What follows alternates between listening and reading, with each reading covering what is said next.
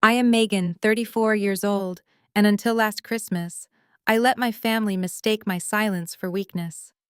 I am a discreet founder of a private equity firm, but to them, I was just the single mother who needed to learn her place.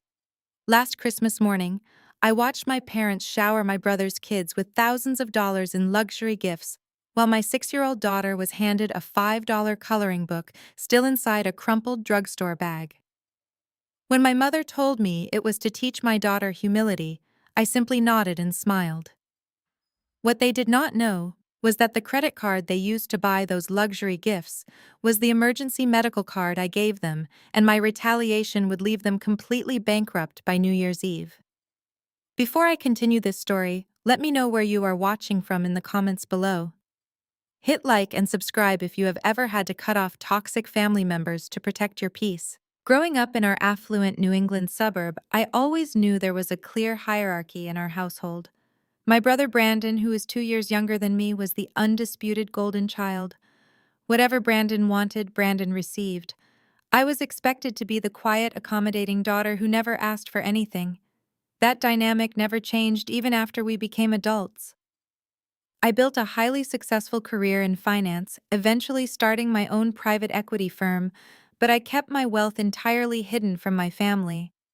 I drove a modest sedan, wore unbranded clothing, and lived in a quiet neighborhood.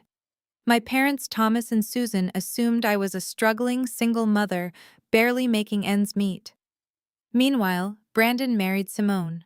Simone is a 33-year-old African-American lifestyle influencer who built her entire social media brand around luxury high-end aesthetics and projecting a life of flawless wealth. To my parents, Simone was the ultimate prize, a glamorous addition to the family who validated their own obsession with appearances.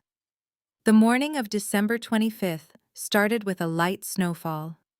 I dressed my daughter Sophie in her favorite red sweater, packed a batch of homemade cinnamon rolls, and drove to my parents' sprawling suburban home. I had promised Sophie that Christmas with her grandparents and cousins would be magical. The moment we stepped through the heavy oak front doors, the sheer volume of the holiday chaos hit us. The massive living room was dominated by a 12-foot tree, and the floor beneath it was completely buried under an avalanche of exquisitely wrapped boxes. Brandon and Simone were already sitting on the custom leather sofa sipping expensive coffee while their 3 children tore into their gifts. The visual contrast in that room was an immediate, breathless punch to the gut. I stood in the doorway holding Sophie's small hand, watching my nieces and nephew unwrap custom Apple products, a motorized miniature luxury car, and limited edition designer sneakers. The wrapping paper was imported, the ribbons were silk, and my parents were hovering over them, with glowing smiles capturing every moment on their phones for Simone to post on her influencer page. Then my mother Susan spotted us. She gave me a tight, obligatory smile and walked over, handing a plastic bag to Sophie. It was not wrapped. It was a literal drugstore bag, complete with the printed receipt stapled to the top. Inside was a clearance aisle coloring book with a bright yellow discount sticker on the cover, accompanied by a small generic box of crayons that looked like it had been opened and taped shut again. Sophie, being the sweet and grateful child she is, smiled and said thank you, pulling the coloring book out with genuine care. I felt a hot spike of anger flare in my chest, but I kept my expression perfectly neutral. I gently patted Sophie's shoulder and asked my mother to step into the kitchen with me to help with the cinnamon rolls. As soon as the swinging door closed behind us, I asked her why she thought a drugstore bag was an acceptable gift for her granddaughter, while the other children received thousands of dollars in electronics and designer gear. My mother did not even look up from the coffee maker. She immediately deployed the same gaslighting tactics she had used my entire life. She sighed heavily, rolling her eyes as if my question was completely unreasonable. She told me I was being overly dramatic and ungrateful. She said Brandon has 3 kids to provide for, and Simone has a certain standard to maintain for her career. She actually looked me up and down, taking in my plain wool sweater, and told me that since I am a single mother, Sophie does not need expensive things. She needs to learn humility and understand the value of a dollar, because she will not grow up with the same privileges as her cousins. My mother said all of this with a tone of sweet, poisonous concern. I did not raise my voice. I did not argue. I simply absorbed the reality of who my parents truly were. Before I could respond, the kitchen door swung open and Simone paraded into the room. She was holding a crystal flute filled with a mimosa, her flawless hair falling perfectly over her shoulders. She extended her arm to show off a sparkling new diamond tennis bracelet, making sure it caught the overhead lights. She leaned against the marble island, looking directly at me with a sickeningly sweet smirk. She loudly thanked my mother for the $4,300 Christmas shopping spree, making sure I heard the exact amount. Then Simone took a slow sip of her drink and looked at me with mock sympathy. She said it was so brave of me to just live within my little means, and that not all of us have the hustle to build an empire. I bit my tongue so hard I tasted copper. Simone's supposed hustle was entirely funded by Brandon's tech startup, a company that I secretly knew was hemorrhaging money and failing miserably. But I did not give her the satisfaction of a reaction. I just offered a polite smile, excused myself, and walked back into the living room to check on my daughter. What I saw next broke my heart into 1,000 pieces. The living room was loud with the sounds of beeping electronics and the mechanical whir of the miniature toy car. Sophie was sitting quietly on the edge of the rug, far away from the chaos. She had the cheap coloring book open on her lap, but she was not coloring. She was just watching her cousins play with their shiny new iPads. When I knelt down beside her, she looked up at me. Her large brown eyes were welling up with tears. She leaned in close to my ear and whispered the question that would change the trajectory of our entire family dynamic. She asked Mommy, did I do something wrong? I felt the air leave my lungs. I reached out, held her small face in my hands, and looked her right in the eyes. I told her, no. Baby, you are perfect. But Grandma and Grandpa just made a very big mistake. I did not scream. I did not throw a tantrum. I simply stood up, grabbed our coats from the hallway closet, and helped Sophie put her arms through her sleeves. The sudden movement caught my father's attention. Thomas walked over, his face flushed with irritation. He demanded to know what I was doing and why I was leaving before they had even served breakfast. When I told him we were going home, his voice boomed through the house. He accused me of being a bitter, jealous woman who was ruining the holiday for everyone because I could not be happy for my brother's success. He told me that if I walked out that door, I should not bother coming back. I looked at him completely devoid of emotion, wished him a Merry Christmas, and walked out into the freezing morning air. The drive back to our house was completely silent. Sophie fell asleep in her car seat, clutching her red sweater. I pulled into our driveway, turned off the engine, and just sat in the cold car for a few minutes, listening to the ticking of the engine block. A sudden thought struck me. Simone had bragged about a $4,300 shopping spree funded by my mother. My parents lived comfortably, but they were largely retired and surviving on fixed incomes and savings. They did not have $4,000 to blow on random luxury goods unless they pulled from their emergency reserves. My hands were shaking not from sadness but from a growing dark suspicion. 2 years ago, when my father had a severe heart scare, I had quietly given my mother a high-limit credit card. I told her it was strictly for emergency medical expenses, prescription copays, and unexpected health costs, knowing they were worried about medical debt. I paid the bill automatically every month without looking at the itemized statements, trusting my own mother to be honest. I pulled my phone out of my purse and logged into my secure banking application. I navigated to that specific credit card account and pulled up the recent transactions. My breath caught in my throat. Right there at the top of the pending transactions list was a charge at a luxury department store for exactly $4,300. But it did not stop there. As I scrolled down through the months of November and October, I saw the absolute truth of their betrayal. The card I provided to keep my father alive had been used to fund Simone's extravagant lifestyle and Brandon's financial shortfalls. The sadness completely evaporated, replaced by a cold, sharp, and absolute clarity. The war had just begun. The morning of December 26th arrived with a quiet stillness that felt entirely different from the chaotic noise of my parents' house the day before. I woke up long before the sun even thought about rising and quietly padded down the hallway to check on Sophie. She was sound asleep, curled around her favorite stuffed bear, and looking so peaceful that my heart physically ached. I gently closed her door and made my way downstairs to the kitchen to brew a strong pot of black coffee. Carrying my mug, I walked into my home office and locked the door behind me. My family thought I lived in a tiny rented apartment and scraped by on a meager administrative salary. They genuinely believed I was a struggling single mother who needed their constant pity and condescending advice. That was the narrative they needed to feel superior, and I had let them believe it for years because it kept their greedy hands away from my actual life. The truth was vastly different. This house was a sprawling custom-built property tucked away in a gated community that they did not even know existed. I was not an administrative assistant. I was the founder and lead strategist of a highly successful private equity firm. My entire career was built on analyzing failing companies, finding the hidden financial leaks, and ruthlessly restructuring them for maximum profit. I managed hundreds of millions of dollars for elite clients, and I did not tolerate inefficiency or fraud. My family had spent my entire adult life underestimating my intelligence simply because I did not wear designer clothes or brag about my bank account on social media. They mistook my desire for privacy as a sign of failure. Now, as I sat down at my massive mahogany desk and booted up my encrypted laptop, I was about to treat my own family like one of my hostile corporate takeovers. I took a slow sip of the bitter coffee and opened my secure banking portal. Yesterday in the driveway, I had only glanced at the most recent transactions on my phone.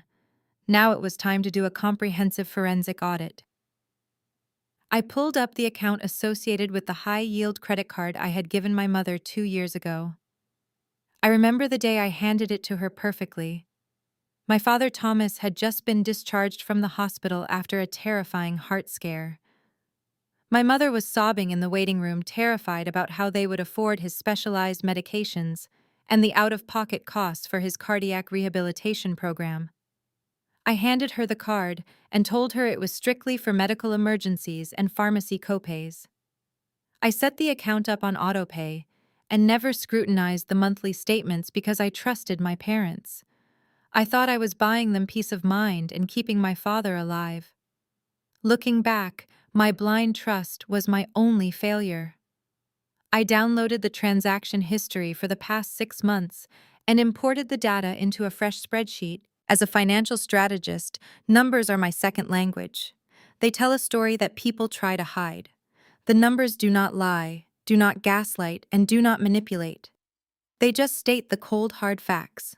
And the facts staring back at me from the glowing screen were deeply disturbing.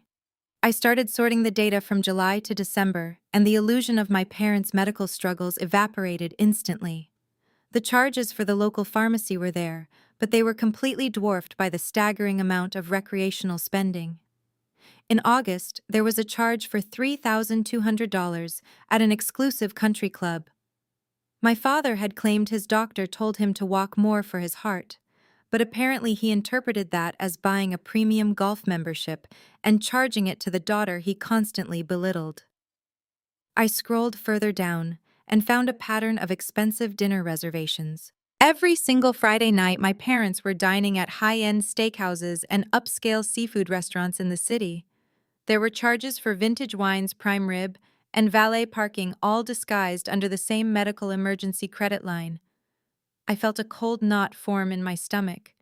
They were not struggling to afford beta blockers or blood pressure monitors. They were using my hard-earned money to live a lavish retirement lifestyle they had not earned and could not afford on their own.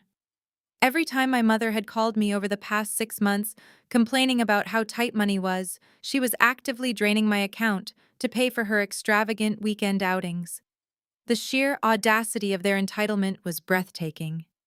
They viewed me as nothing more than an open wallet, while simultaneously treating me like a second-class citizen in my own family. But the most infuriating discoveries were yet to come. As I filtered the spreadsheet by merchant categories, I noticed a massive spike in spending at luxury retail stores and high-end salons.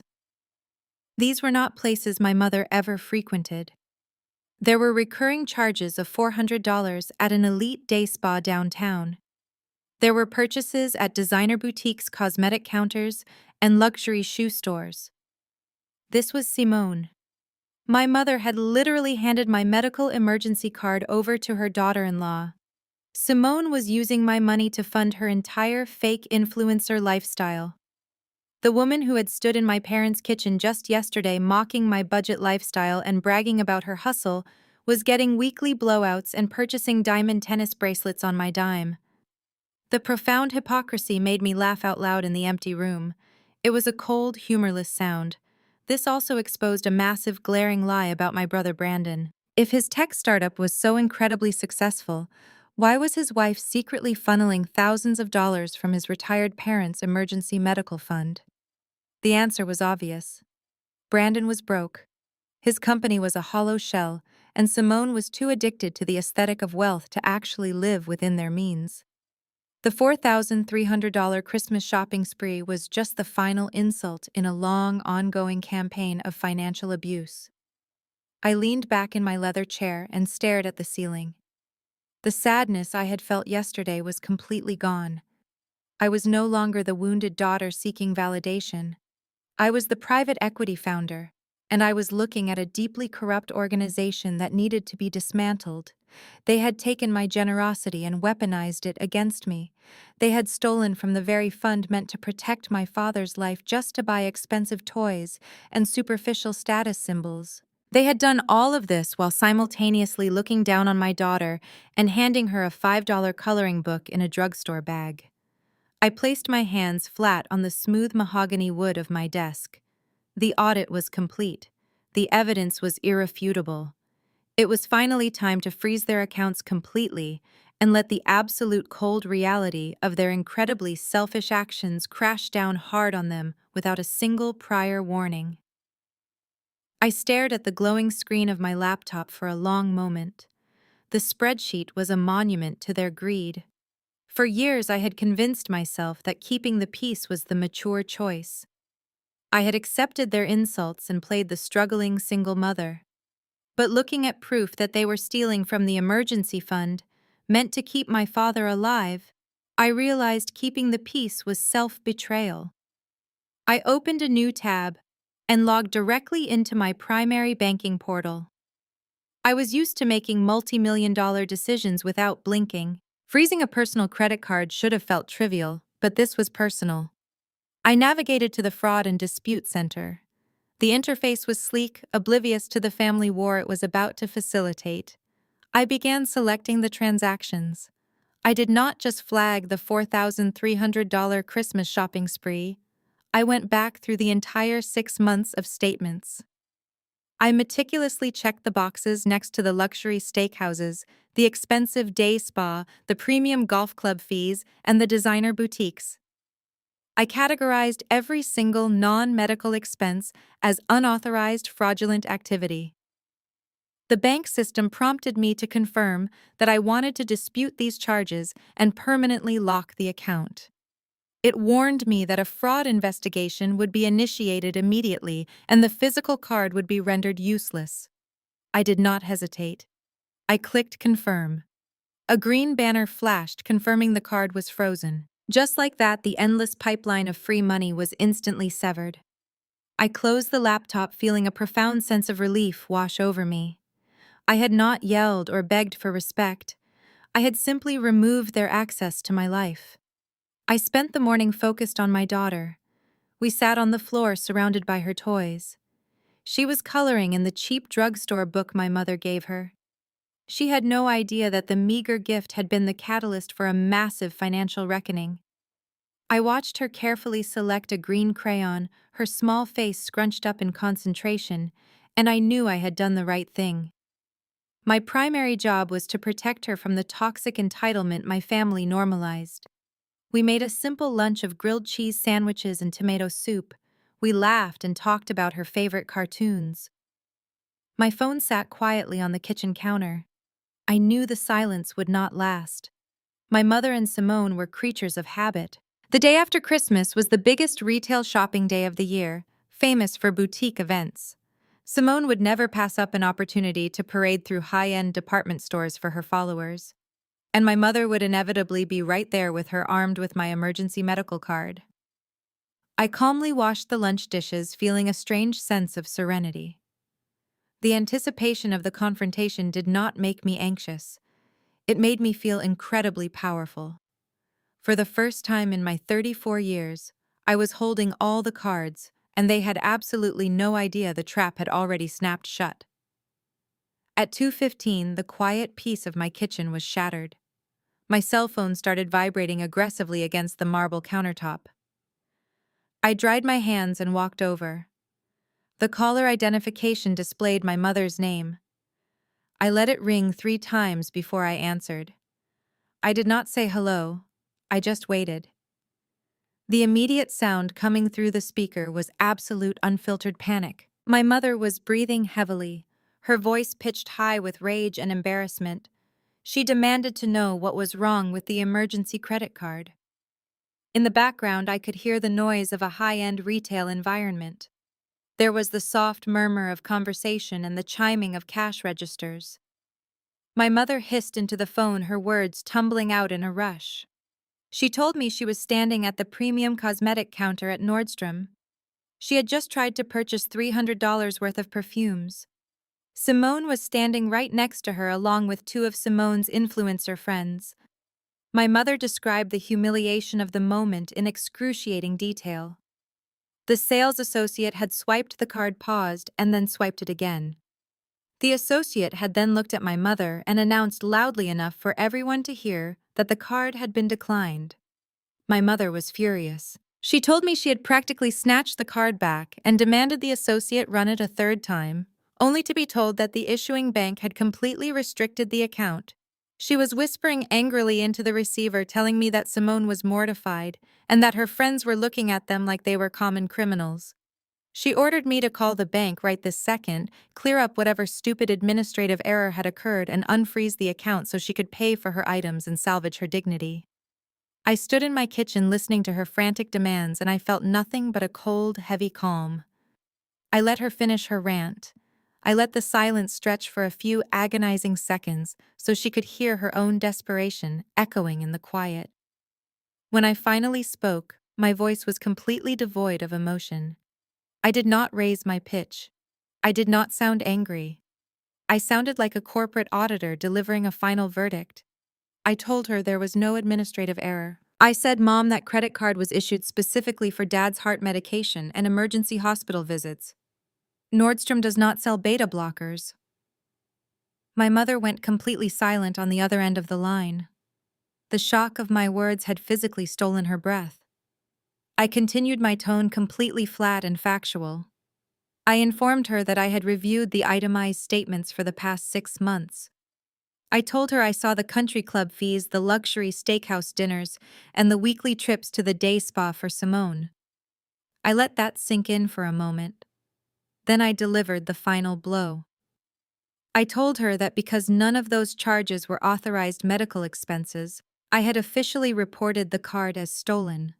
I explained that I had flagged every single luxury purchase as unauthorized fraudulent activity. "The fraud department has the account now," I said, my voice dropping to a calm, assertive level. "It is permanently locked and the investigation has already begun." Before she could scream, before she could launch into her usual routine of gaslighting and emotional manipulation, before she could try to justify stealing from her own grandchild to buy expensive perfume, I simply pulled the phone away from my ear and pressed end call. I set the phone face down on the counter. The kitchen was quiet again. I had finally drawn a line in the sand, and I had used their own reckless greed to build it. They underestimated me for the very last time. The financial freeze was only the beginning of the consequences they were about to face. The dominoes were finally falling, and I was ready to watch their fake empire crumble. The silence in my kitchen lasted exactly 14 minutes. I sat at the island counter watching the digital clock tick by, waiting for the second wave of the storm to hit. My mother was predictable, but my brother Brandon was arrogant. Right on cue, my phone screen lit up. The caller identification displayed Brandon's name next to a picture of him standing by a rented sports car. I took a deep breath and answered. I did not get the chance to say hello before his loud, aggressive voice filled the kitchen. Brandon did not ask what was going on. He immediately started giving me orders just like he had done our entire lives. He demanded that I call the bank back right this second and unfreeze the credit card. His tone was incredibly condescending. He spoke to me as if I were a slow child. Brandon told me Simone was sitting in her car crying her absolute eyes out because of my selfish actions. He had the nerve to say I had completely ruined their beautiful holiday spirit. He claimed Simone felt very personally attacked by my sudden financial hostility. He used carefully rehearsed therapy buzzwords trying to paint his wife as the innocent victim. He told me Simone was highly sensitive to public humiliation, and my decision to maliciously cut off the card at the Nordstrom counter was a deliberate act of malice. I listened to his ridiculous rant, feeling a strange sense of amusement bubbling up in my chest. Brandon told me I owed Simone a massive apology. He said I needed to wire $300 directly to Simone's account immediately to cover the cosmetics she tried to buy so she could save face in front of her wealthy influencer friends today. When I did not immediately agree to his demands, Brandon shifted his tactics. He tried to play the role of the successful, wealthy older brother who was just temporarily inconvenienced. He let out a loud, arrogant sigh and told me I was making a massive deal out of absolutely nothing. He said the $4,300 was just a drop in the bucket. He confidently explained his tech startup was on the verge of a massive breakthrough. He boasted about his brilliant business model. He promised that as soon as his Series A funding cleared next quarter, he would write our parents a check for 10 times the amount I was complaining about. He told me to stop acting like a poor, desperate single mother obsessed with penny pinching. He said successful people do not panic over a few $1,000s. He told me I needed to develop a mindset of abundance just like he and Simone had. I let him talk. I let him build his glorious fake castle in the sky. I walked out of the kitchen and headed straight down the hall to my home office. I sat down in my leather chair and woke up my dark laptop screen. As Brandon continued to lecture me about corporate success and venture capital, I let out a dry, hollow laugh. It was the first sound I made since answering the phone. Brandon paused, clearly annoyed by my reaction, and asked me what was so funny. I did not answer him. Instead, I opened my secure web browser and logged into the administrative portal for my private equity firm. I completed the security steps while Brandon kept rambling about his upcoming investor meetings and how his anonymous angel investor believed in his vision so deeply that they single-handedly saved his company from going completely under last year. He was right about one thing. An anonymous angel investor had indeed saved his failing tech startup. What Brandon did not know, and what he was entirely too arrogant to ever investigate, was the true identity of that investor. The holding company that provided his critical bridge loan and the anonymous private equity firm backing his Series A funding were both completely controlled by me. I was his angel investor. I was the only reason he was not currently bankrupt and working a minimum wage job. My firm quietly acquired a controlling 80% stake in his worthless company in exchange for the capital he and Simone were currently using to buy designer clothes and luxury cars. I navigated to the active investments portfolio on my dashboard. I scrolled down the list of successful multi-million-dollar portfolio companies until I found Brandon's pathetic startup. I clicked on the profile. The financial health indicators were all flashing red because he was burning through cash faster than he could generate revenue. I hovered my mouse over the funding authorization tab. Brandon was still on the phone, loudly demanding I apologize to his wife and unfreeze the medical card. I told him I would not be doing either of those things. I told him Simone could dry her tears and buy her own perfume. Then I clicked the button to initiate a complete withdrawal of all pending Series A funding commitments. The system prompted me to confirm the cancellation of the capital injection, citing gross mismanagement of funds. I clicked confirm without any hesitation. The portal refreshed, and the status of his funding officially changed from pending to permanently revoked. The financial lifeline keeping his fake empire afloat was cut. I leaned back in my chair and brought the phone closer to my mouth. I kept my voice completely steady and soft. I told Brandon he should check his business email before making any more promises about writing checks next quarter. I suggested his mindset of abundance was about to be tested by a harsh reality. I told him to have a nice day, and then disconnected the call. I placed the phone gently on the desk and watched the cancellation confirmation email populate in my corporate inbox. The second domino had just fallen, and the crash was going to be absolutely spectacular to watch unfold. The rest of my afternoon was quiet, but I knew it was only the calm before the storm. I put Sophie down for a nap, ensuring she was fast asleep. I wanted to isolate her from whatever chaos was heading my way. I walked downstairs and sat at my kitchen island, enjoying the silence. It did not last long. At exactly 4:15, a series of violently loud bangs echoed through the first floor. Someone was pounding their fists against my front door with enough force to rattle the hinges. I opened the security camera application on my phone and checked the front porch feed. My father Thomas and my brother Brandon were standing on my welcome mat, looking absolutely unhinged.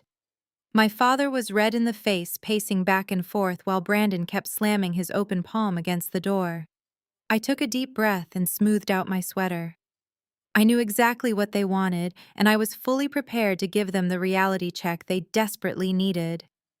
I walked slowly down the hallway. Before reaching for the deadbolt, I opened the camera on my phone and switched it to video mode. I pressed record and held it down by my side, making sure the audio would be clear. Then I unlocked the door and pulled it open to face them. My father did not even wait for the door to open completely before he started screaming. He practically lunged forward, pointing a shaking finger an inch from my face. He demanded to know what kind of sick game I thought I was playing with his family. He yelled that my mother had come home from the department store in absolute tears, humiliated because of my petty little stunt with the emergency medical card. He told me I had no right to freeze the account and cut them off without warning. Brandon stood right behind him, nodding aggressively and trying to look intimidating. Brandon chimed in, shouting that I was acting like a sociopath. He said Simone was so distressed by my actions that she had to cancel a major influencer collaboration, causing her brand to lose thousands of dollars. I stood there in the doorway, unbothered by their childish display of temper. I let the phone record every threat, every insult, and every demand. I looked at my father and calmly told him that the emergency card was for medical expenses only, and since he was clearly healthy enough to try to break my door down, his heart condition must be doing wonderfully. My complete lack of emotional reaction only made them angrier. They were so used to me shrinking away that my calm defiance short-circuited their brains. My father took a step back and tried a different tactic. His face twisted into a nasty sneer, and he lowered his voice to a menacing growl. He told me that if I did not immediately call the bank and lift the fraud hold on that credit card, he was going to hire a lawyer and drag me into court. He puffed out his chest and confidently stated he was going to sue me for the financial abuse of the elderly. He actually had the audacity to say those exact words out loud on my front porch while my phone recorded everything. He claimed that because I had issued the card to help with his medical bills, revoking it suddenly was a malicious act of endangerment and elder abuse. Brandon smirked, leaning against the porch railing, acting like he had just won a major legal victory.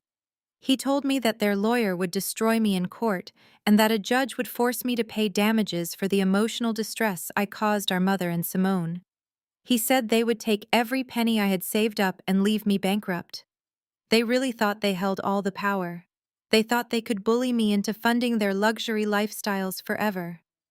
I felt a cold, sharp smile spread across my face. I looked directly into my father's eyes and decided it was time to deploy a small piece of the arsenal I had been building. I kept my voice soft, but the words cut through the cold air like a razor blade. I asked my father if his lawyer would also be looking into the events of exactly 5 years ago, when Brandon and Simone decided to have their destination wedding in the Bahamas. My father blinked, clearly caught off guard by the sudden shift in topic. I did not give him a chance to recover. I reminded him that Brandon was completely broke back then, but Simone refused to settle for anything less than a $50,000 beachfront ceremony. I watched the color drain from my father's face as I recounted the details.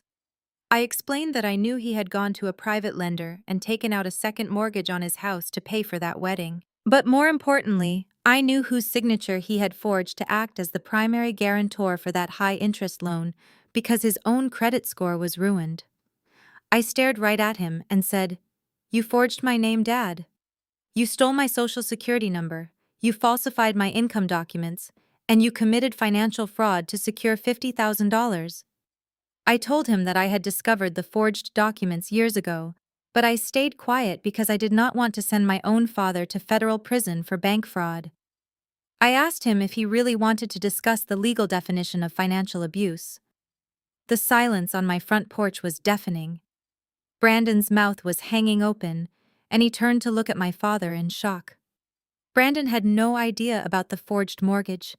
He thought our parents paid for his wedding out of their savings.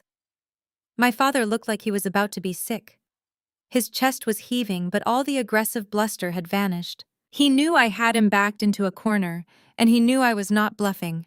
I lifted my phone so he could see the red recording light blinking on the screen.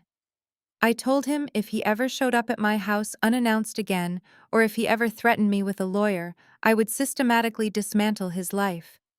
I told them both to get off my property before I called the police and had them arrested for trespassing. My father swallowed hard, his hands shaking with rage and terror.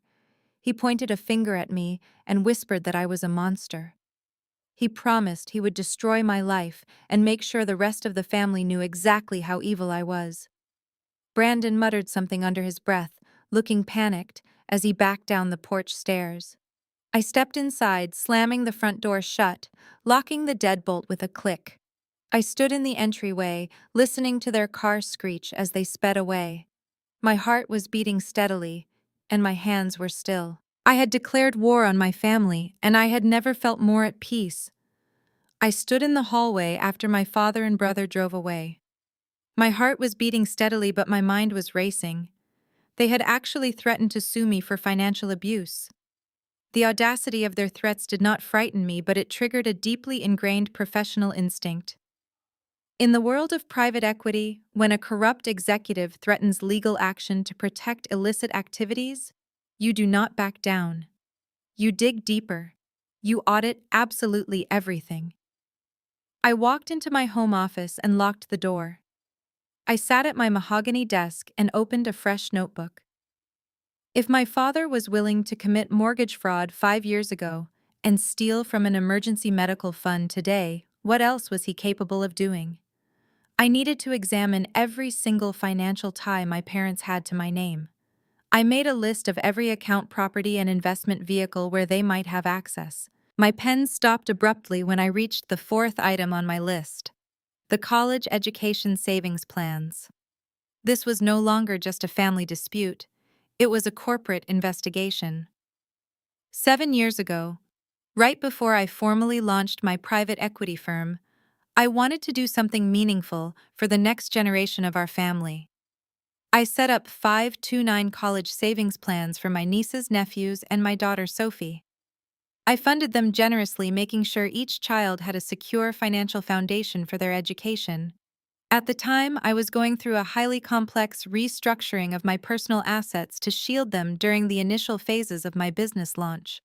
Attorneys advised me to assign a trusted family member as custodial trustee until the restructuring was complete. Believing my father was a flawed but fundamentally decent grandfather, I named Thomas as the temporary trustee. I gave him strict verbal instructions that the money was solely for the children's college tuition, and I intended to transfer the trusteeship back to myself once my firm was fully established. Life became incredibly busy, the firm took off rapidly, and since the accounts were on autopilot, growing quietly in the background, I simply forgot to remove his name. It was a massive oversight on my part, and a fatal mistake. I picked up my cell phone and dialed the direct line for my primary wealth manager, David. He managed my portfolio for years and knew my financial architecture. He answered on the second ring, sounding cheerful and ready to assist. I skipped the pleasantries and told him I needed an immediate comprehensive status report on the 529 college savings accounts I had established 7 years ago. David pulled up the secure files. He started reading off the balances for Brandon's 3 children. The accounts were thriving, having grown significantly thanks to compound interest and the aggressive market index funds I had personally selected. They each had over $90,000 sitting safely in their respective accounts waiting for their college years. A wave of relief washed over me, followed immediately by a sharp, unexpected spike of anxiety. I asked him to read the balance for Sophie's account. The line went completely silent for a long, agonizing moment. I could hear David clicking his mouse, clearly confused by what he was seeing on his screen. When he finally spoke, his voice had lost all of its previous cheerfulness.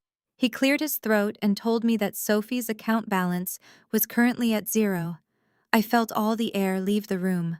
I closed my eyes and gripped the heavy edge of my desk, my knuckles turning stark white from the pressure. I asked David to repeat it, hoping I misheard him. He confirmed that the balance was exactly 0 and that the account had been effectively emptied over the course of the last 14 months. My mind struggled to process the devastating information. A 529 plan is heavily penalized if withdrawn for non-educational purposes. It made absolutely no financial sense to empty it unless someone was truly desperate and willing to take a massive tax hit. I asked David to pull the specific withdrawal records and tell me exactly when and where the money was transferred. I needed to know how my father had managed to bypass the security protocols meant to protect my child. David explained that because Thomas was listed as the legal custodial trustee, he had the absolute authority to authorize distributions without my consent. He exploited a legal loophole, claiming the withdrawals were necessary for beneficiary welfare. He took the money out in 2 massive lump sums, willingly absorbing the steep tax penalties for non-qualified withdrawals. I demanded to know the exact destination of those wire transfers. David read the routing numbers and the receiving account details aloud. $50,000 was wired directly into the operating account of Brandon's failing tech startup. My father had stolen his own granddaughter's college tuition to artificially inflate Brandon's business revenues and hide his impending bankruptcy from his corporate investors. But the second withdrawal was the one that truly broke whatever remaining sliver of family loyalty I had left. $30,000 was wired to a luxury automotive dealership in the city. David read the memo line from the wire transfer, which clearly stated it was the final cash payoff for a custom luxury sports utility vehicle. Simone. The $80,000 luxury SUV that Simone proudly flaunted on her influencer page, claiming she bought it with her own hard-earned brand deal. Money was actually purchased with funds stolen directly from my 6-year-old daughter's future. I felt a physical wave of nausea wash over me as I pictured her driving my daughter's future around the city, snapping photos for her social media followers. It was the most despicable act of pure greed I had ever encountered in my entire life. I told David to freeze the accounts and formally remove Thomas as trustee. I hung up the phone and just sat alone in the quiet office. The sheer magnitude of their betrayal was almost too large to comprehend.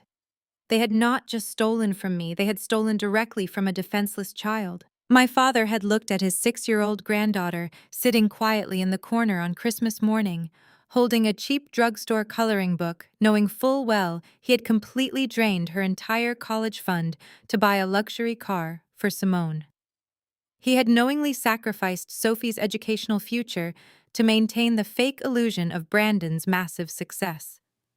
And Brandon and Simone had happily accepted the stolen money, knowing exactly where it came from, because my father could never have afforded those massive bailouts on his own fixed income. The sadness and the lingering disappointment were burned away, leaving only a pure, blinding rage. But I was a seasoned professional. I did not throw things, and I did not scream into the void. I opened a new encrypted folder on my desktop and named it Phase 2. I was going to systematically dismantle their entire fake empire, and I was going to do it with a calm smile on my face. The moment I hung up the phone with my wealth manager, the atmosphere in my home office fundamentally shifted.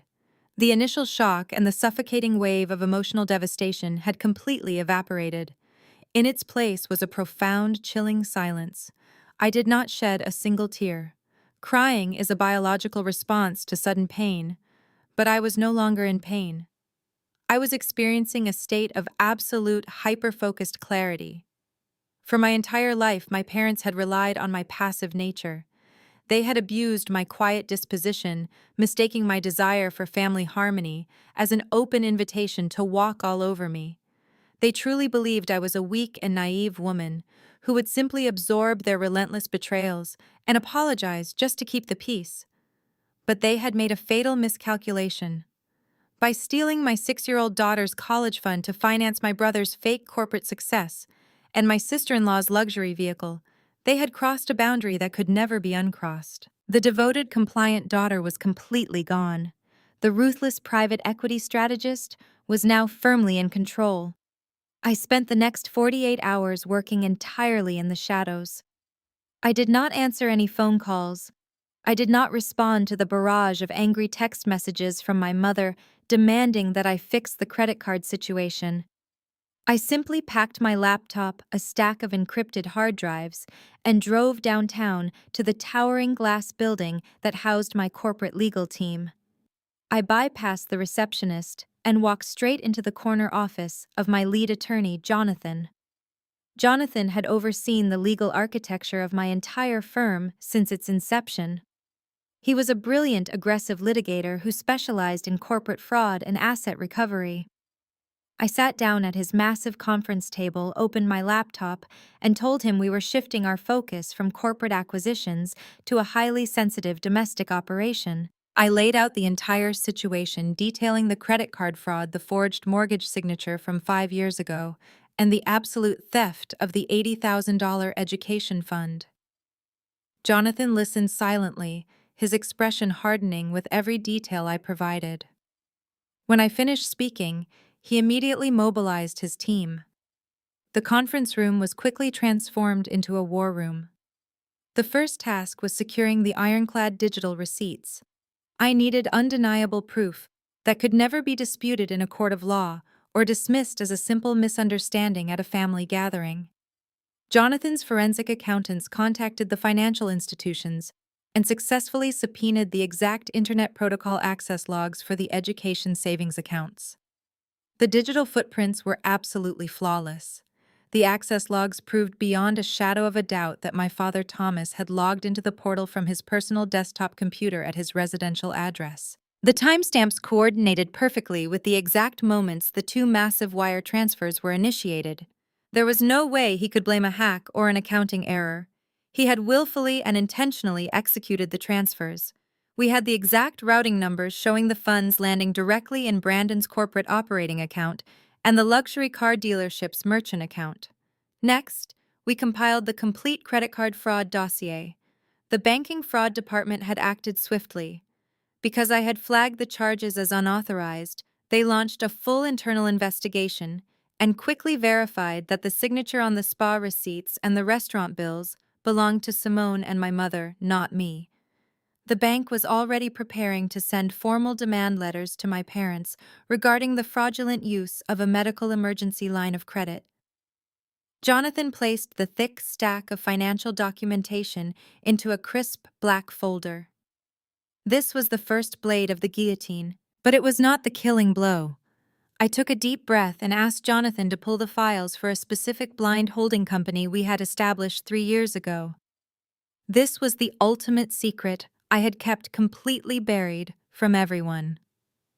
3 years ago, my father made a series of incredibly foolish high-risk investments trying to double his retirement savings. He lost almost everything. The bank holding his mortgage grew tired of his missed payments and officially initiated foreclosure proceedings on my parents' home. My mother had called me sobbing, hysterically terrified that they were going to be thrown out onto the street and lose their social standing in the neighborhood. She begged me for help, assuming I could loan them a few $1,000s to stall the bank. I did much more than stall the bank. I knew that if I simply paid their past due balance, my father would just squander his money again and end up right back in the same situation. I also knew his pride was too massive to accept a permanent handout from the daughter he constantly belittled. So I instructed Jonathan to create a blind, limited liability company, masking my identity completely. Through that company, I swooped in and bought the entire property directly from the bank during the pre-foreclosure phase. I paid off the entire debt in cash, saving the house. Jonathan then drafted a highly generous lease agreement, presenting it to my parents as a restructuring deal from a private benevolent investor. My parents signed the paperwork eagerly.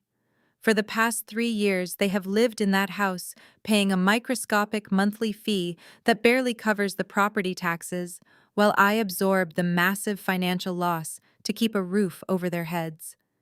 They parade around the neighborhood acting like wealthy homeowners, hosting lavish dinner parties, and looking down their noses at people they consider beneath them. They literally live in my house. I own the walls, the roof, the manicured lawn, and the front porch where my father had just stood screaming at me, threatening to sue me and ban me from the property forever. The irony was so potent it was almost intoxicating. Jonathan walked over to his secure filing cabinet and pulled out a heavy manila envelope. He opened it and slid the original property deed across the polished mahogany table. The document clearly displayed the name of my holding company as the sole legal owner of the property. Alongside the deed, Jonathan placed a perfectly drafted 30-day notice of eviction. Because they had violated the terms of their lease by engaging in fraudulent financial activities against the property owner, the eviction was entirely legal and totally irreversible. My father had threatened to kick me out of his house on Christmas morning just because I did not accept a $5 coloring book with a smile. Now I was going to legally remove him from my property. I looked down at the documents spread across the wide conference table. The internet protocol logs proving the theft of my daughter's future. The credit card fraud reports exposing Simone's fake influencer lifestyle. The corporate cap table showing I owned Brandon's failing company. And finally, the deed proving my parents were nothing more than my delinquent tenants. The paper trail was absolutely devastating. There was no amount of gaslighting, no emotional manipulation, and no family guilt trip that could change the stark reality of these legal documents. The math was simple, and the evidence was completely bulletproof. I carefully gathered the thick stacks of paper and placed them into a single sleek leather portfolio. I thanked Jonathan and his dedicated team for their swift execution and absolute discretion. Walking out of the glass building and stepping into the cool city air, I felt an overwhelming sense of power and clarity. I was not angry anymore. Anger is a hot, chaotic emotion that makes people sloppy and reckless. What I felt was a cold, calculated, absolute resolution.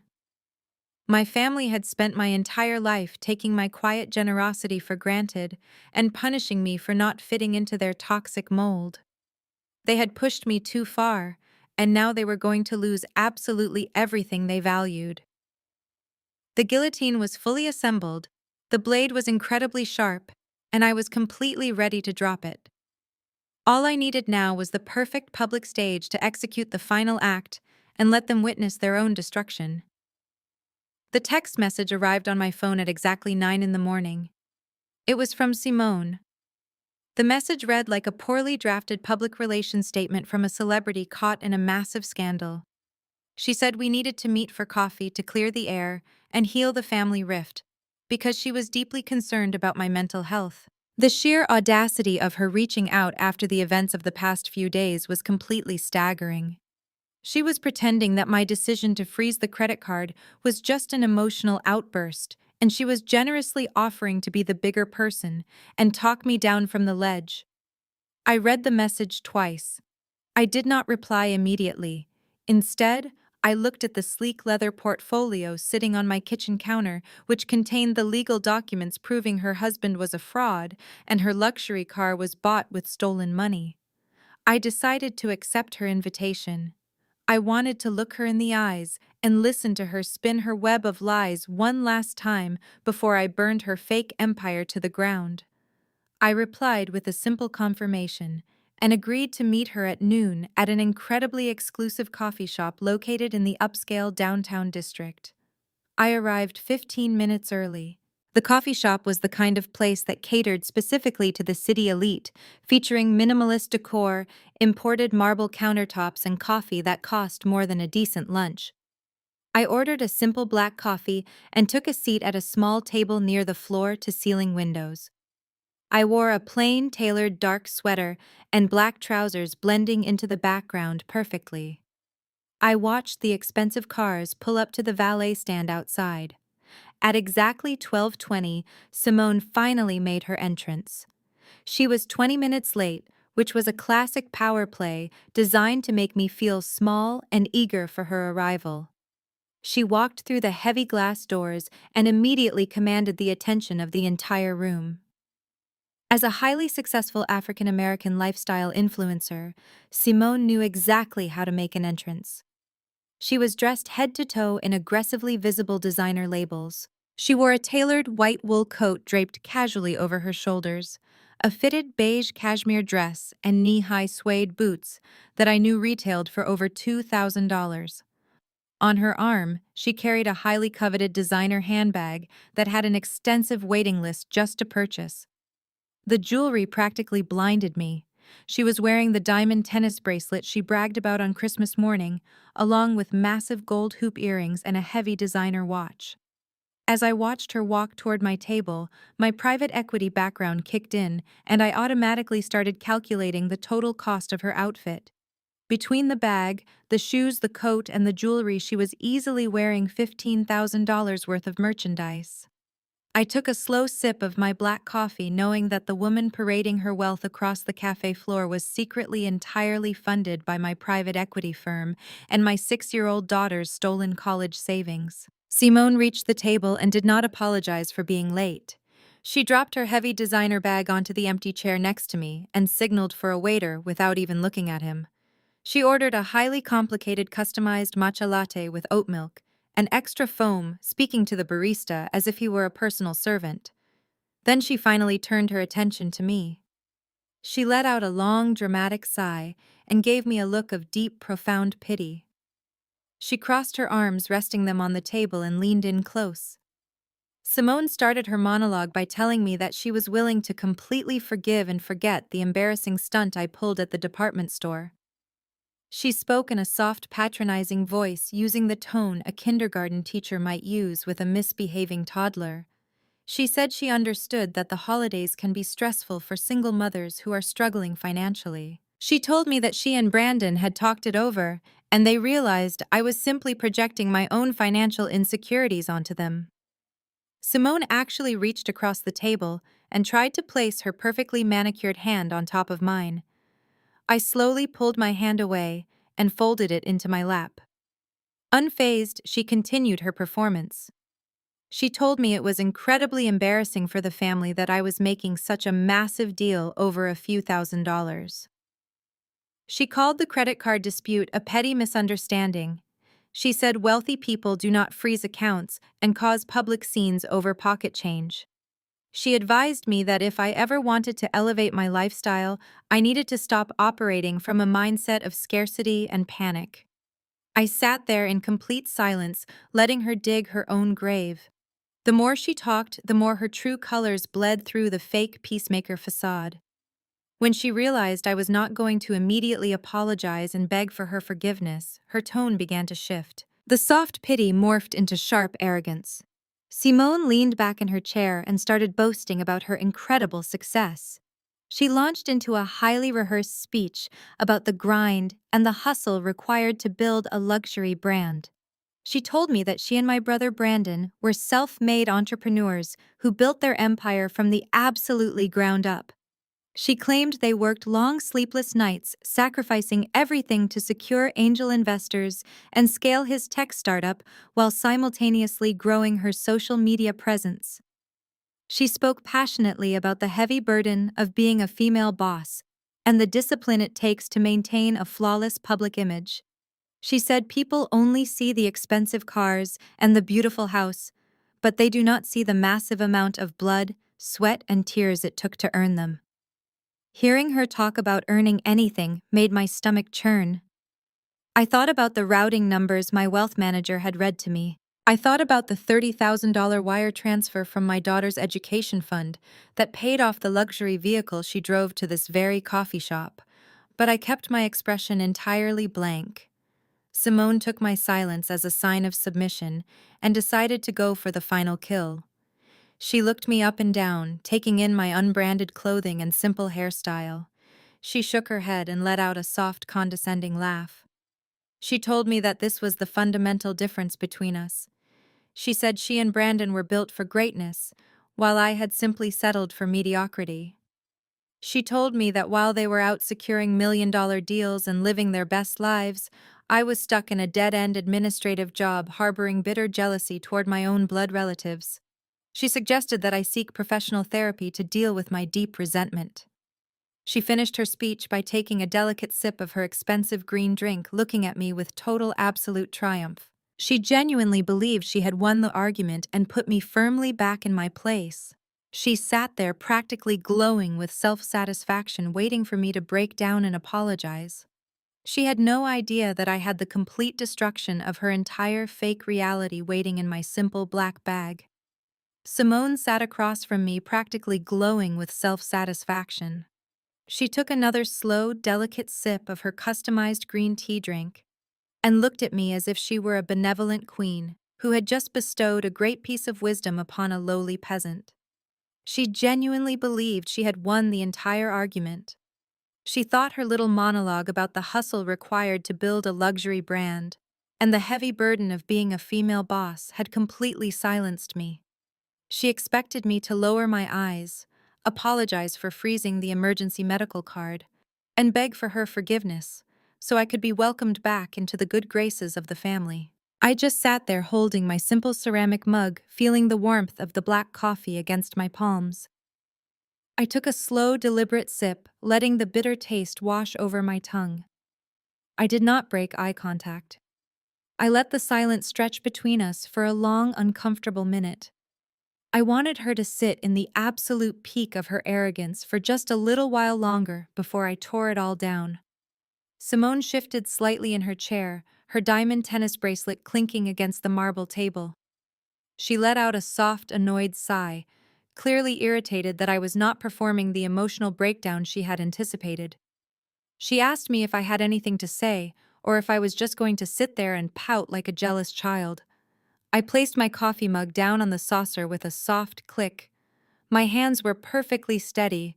I did not raise my voice, and I did not show a single ounce of the rage that had been burning inside me since Christmas morning. I simply reached down beside my chair and picked up my plain leather tote bag. I unzipped the top compartment and reached inside, pulling out a crisp, heavy manila folder. The folder contained the exact legal documents my attorney Jonathan had meticulously compiled for me the day before. I held the folder for a brief second, feeling the weight of the paper inside. Then I placed it flat on the marble table right next to her expensive designer handbag and slid it across the smooth surface until it stopped directly in front of her. Simone looked down at the plain folder and then back up at me, her perfectly sculpted eyebrows pulling together in a frown of deep confusion. She asked me what this was supposed to be, acting as if I had handed her trash. I kept my voice completely level and calm. I told her that since she was so passionate about building a massive corporate empire, she might appreciate looking at some actual financial realities. I nodded toward the folder and instructed her to open it. Simone let out a loud, dramatic scoff, rolling her eyes as if I were wasting her incredibly valuable time. But her curiosity got the better of her. She reached out with her perfectly manicured fingers, flipped the heavy cardstock cover open, and looked down at the first page. It was a copy of the official articles of incorporation for Brandon's tech startup, along with the fully executed capitalization table that detailed the exact ownership percentages of the company. Simone stared at the dense legal jargon and the columns of numbers, clearly not understanding what she was looking at. She pushed the folder back toward me, stating she did not have time to play stupid administrative games. I slid the folder right back to her, placing my index finger firmly on the bottom line of the capitalization table. I told her she did not need to understand corporate law, she just needed to read the highlighted name. I watched her eyes track down the page. I explained that she had just spent 10 minutes bragging about how she and Brandon secured a massive anonymous angel investor to save his startup from total bankruptcy last year. I reminded her how she claimed this investor deeply believed in his brilliant vision. I leaned forward, resting my elbows on the table, and looked directly into her eyes. I told her the anonymous private equity firm that provided the critical bridge loan and the massive capital injection keeping her husband out of federal bankruptcy court was entirely owned and operated by me. I watched the exact moment the information finally registered in her brain. The smug, condescending smirk completely vanished from her face, replaced by a look of sheer, unadulterated shock. The color rapidly drained from her cheeks, leaving her flawless makeup looking like a pale mask. She opened her mouth to speak, but absolutely no sound came out. She just stared at the legal document and then up at me, her eyes wide with sudden terror. I did not give her a single chance to recover or attempt to gaslight her way out of the truth. I kept my voice absolutely ice cold and delivered the final heavy blow. I told her I was the angel investor. I told her my firm acquired an 80% controlling stake in Brandon's worthless company in exchange for the capital they used to buy designer clothes and fund her lifestyle. I pointed at the diamond bracelet on her wrist and the bag on the chair. I told her she did not build an empire through hard work. I told her she was living on my charity and spending money I personally generated. Simone started shaking her head, whispering that it was a lie. I sat back completely unbothered by her panic. I told her to ask her husband why his accounts were frozen.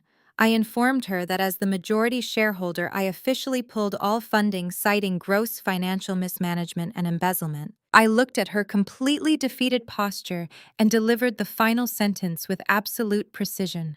I told her that as of yesterday afternoon, the charity is officially bankrupt and her fake empire is over. Simone stared at me for a long time. The bustling noise of the upscale coffee shop seemed to completely fade away, leaving only the heavy silence between us. I watched her perfectly manicured fingers tremble slightly as they hovered over the legal documents. Her brain was actively refusing to process the information I had just handed her. The reality that her entire glamorous lifestyle was funded by the sister-in-law she constantly belittled was simply too massive for her ego to absorb. Slowly, the shock on her face twisted into something else entirely. It was a desperate, frantic denial. Simone let out a loud, harsh laugh that sounded like scraping metal. She shook her head violently, her large gold earrings swinging back and forth. She pushed the manila folder back across the marble table with so much force that it nearly slid off the edge. She looked at me with wild eyes and told me that this was the most pathetic prank she had ever seen. She accused me of printing out fake corporate documents just to scare her because I was so incredibly jealous of her success. I did not flinch or break eye contact. I calmly reached out and stopped the folder from falling. I told her it was not a prank and she knew it. I kept my voice incredibly soft, forcing her to lean in to hear the absolute destruction of her reality. I recited the exact routing numbers from the wire transfers that saved Brandon's company. I mentioned the specific outstanding debts his startup had accumulated before my firm stepped in to save him from bankruptcy. I told her the exact date the $30,000 wire transfer cleared the luxury dealership for her pristine sports utility vehicle. I asked her how a supposedly successful tech founder could not afford to buy his own wife a car without relying on an anonymous corporate bailout. I watched the blood completely drain from her face as the specific, undeniable details washed over her. She knew I could not possibly possess that level of intimate financial knowledge unless I was telling the absolute truth. The illusion of her self-made empire was shattering right in front of her eyes. When the undeniable truth finally broke through her massive wall of denial, Simone completely lost control. The polished, sophisticated influencer persona vanished instantly.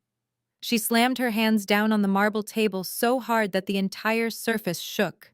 She reached out and blindly grabbed her customized green tea drink. Instead of taking a sip, she hurled the ceramic cup down onto the saucer.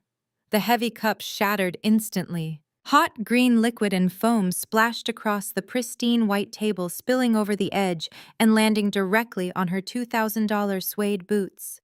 The loud crash echoed through the quiet cafe. Every single person in the room stopped talking and turned to stare at us. Simone did not care that her expensive clothes were ruined or that the city elite were watching her have a public meltdown. She was completely consumed by a blind, hysterical rage. Simone stood up abruptly, her chair scraping loudly against the polished concrete floor. She pointed a shaking finger directly at my face. She completely abandoned her soft, patronizing voice and began to scream at the top of her lungs. She called me a sick, twisted liar. She yelled that I was a bitter, lonely woman who was so obsessed with her perfect life that I had fabricated this entire delusional fantasy just to tear her down. She told me I would never be on her level no matter how much money I pretended to have. The patrons in the coffee shop were openly staring now, but Simone was too hysterical to notice. She screamed that my brother actually hated me and that my parents only tolerated my presence out of sheer pity. She told me I was nothing but a pathetic burden to the family. I just sat there looking up at her screaming face, completely unbothered by her volume. Her rage was just a noisy confirmation of my absolute victory. She grabbed her heavy designer handbag from the chair and hoisted it onto her shoulder. She leaned over the ruined table, her face flushed red with anger and embarrassment. She lowered her voice to a vicious hiss. She proudly reminded me about the massive New Year's Eve party she and Brandon were hosting at their rented mansion. She said the entire extended family would be there, and she was going to use that exact stage to expose my absolute insanity to everyone. She promised to tell all the aunts, uncles, and cousins that I had suffered a complete mental breakdown and fabricated fake legal documents out of pure spite. She told me I was officially uninvited from the party and banned from ever speaking to her children again.